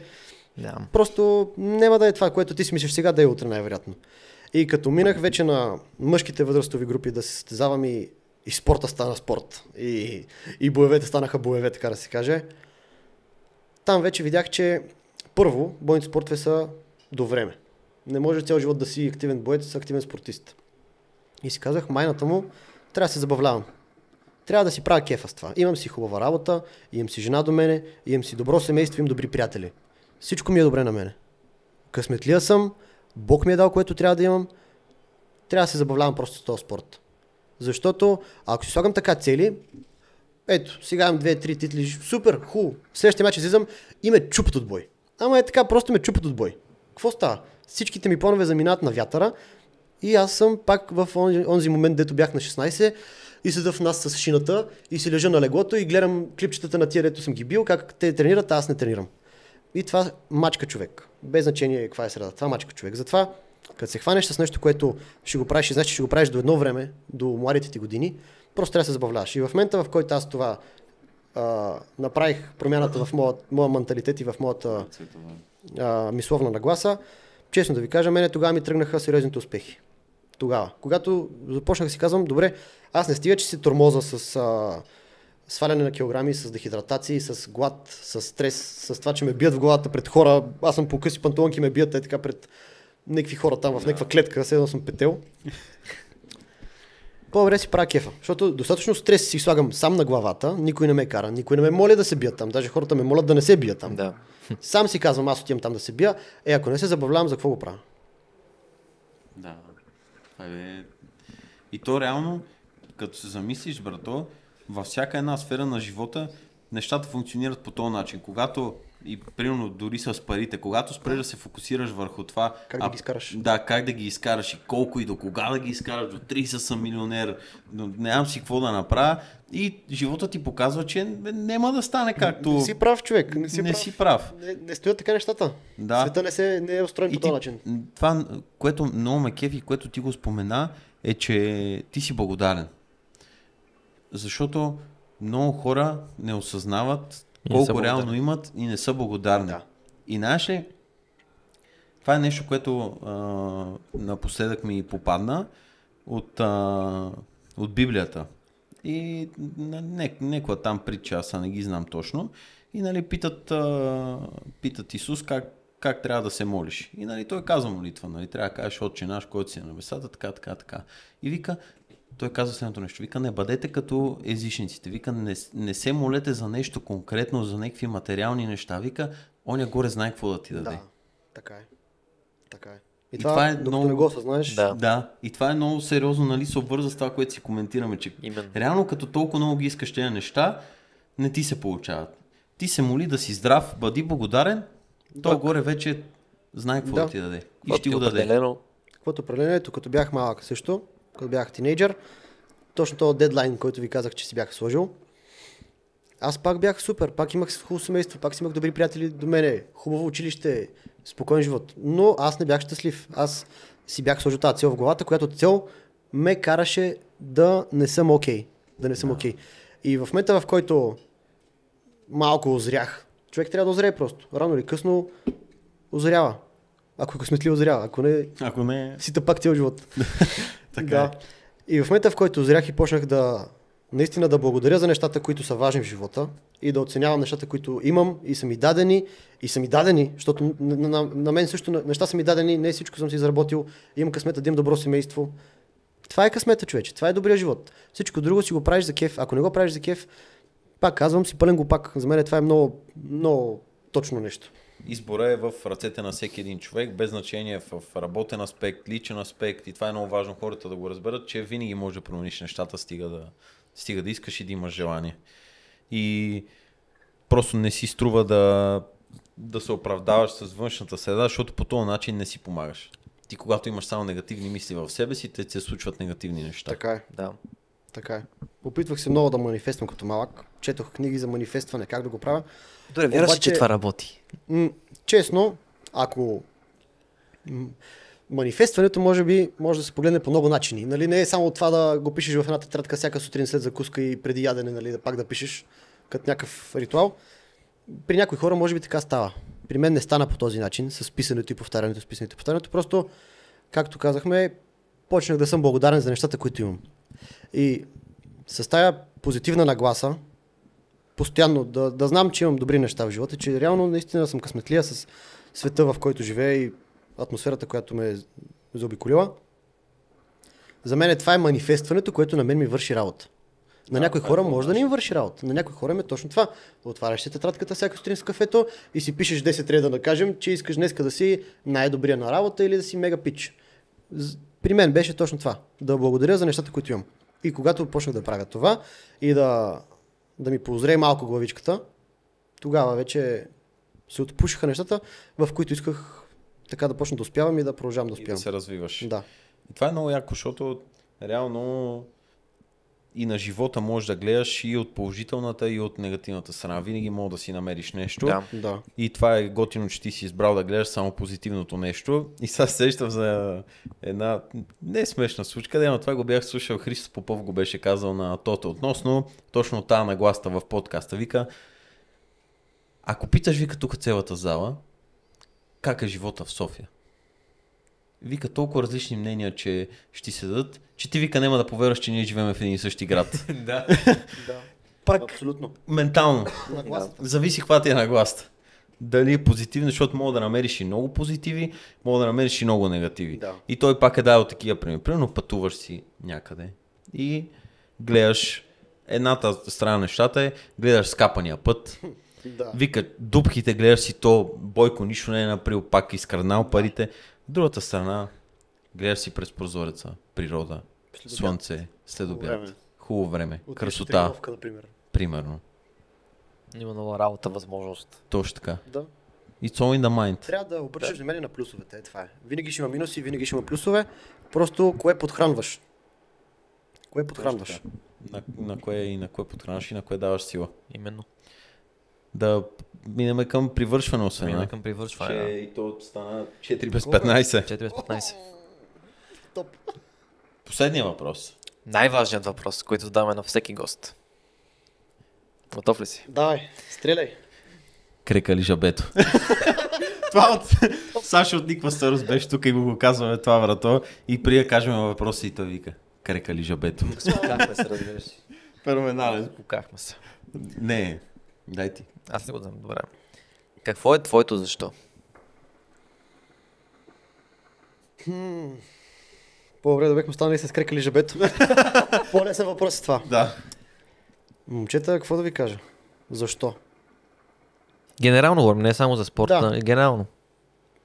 Виж колко е интересно, как има един психолог, който беше казал следното нещо. кратките въпроси пораждат дълги отговори, Да. дългите въпроси пораждат кратки отговори. В края на, така да го кажа, като тегля чертата, да съм жив и здрав, нали, да са ми живи и здрави близките, като съм възрастен човек, дядо, ако съм късметлив да стана дядо и всичко точно, да съм доволен с това, което съм постигнал в живота си. Целите, които съм си сложил, да съм постигнал почти всичко от тях, ако може всичко, ако не, да съм се раздал на макса за тези цели. И другото да съм направил добро семейство. Да съм отгледал добро семейство, да съм изградил, да съм помогнал, така да се каже. Просто нещата, които в момента се опитвам да градя и да постигам, да се отплатят живи и здрави в бъдеще, по един или друг начин. Не знам как ще стане това. Надявам се да стане. Да. Ако не стане, здраве да е. Опитал съм се. Така че в крайна всичко крайна от себе точка да. Просто да знам, че това, което съм искал да пробвам в живота, което съм си сложил като цел или което ми е било подадено от живота да го изпълня, съм направил всичко по въпроса да стане истина. Това е за мен. Това ми е защото. Яко. Много яко. Да. Много яко. Закривай. Дами и господа, това беше от днешният подкаст. Надяваме се да ви е бил интересен, надяваме се да сте останали до края и разбира се да сте извлекли някаква стойностна информация, която да ви помогне на вас в живота. Да, правим един дисклеймър. Ние промотираме, нали, тук боен спорт, но в никакъв случай ние сме против агресията Да. и гледаме от другата гледна точка, нали, на бойния спорт, както Точно. разбрахте в подкаст. С малко рани се разминахме тук от Мишо, ама спаси, окей. Май е нещо- Шегуваме се да не му излезе да има, че Май е нещо вътрешен кръвоизлив имам, не знам, тук едно ребро ме прободе. Да. Щупи ми реброто. ще оставяме неговите контакти, Инстаграм. Ти вече не се занимаваш с треньорска дейност. Мисъл, ако има смисъл, да. Занимавам се с тренировка. Занимаваш се, Да. ще оставяме контакти и на залата, евентуално може да се Да. свържете с него. Ако искате качествен треньор и ментор, който реално да ви предаде наистина есенцията и същината на това, на бойния спорт, може да се свържете с него. Аз мога да гарантирам, че ще получите топ услуга, топ отношение. Честно казано, аз в момента не познавам друг човек, който да е по-добър от него, нали, в този аспект и по-смирен, нали, така да го също. кажем. Благодарим ти, Бъртле, много, че Да, се благодаря нави ти да много, дойдеш, че да. го направихме това нещо и до следващия път. За следващия път. Айде. Чао.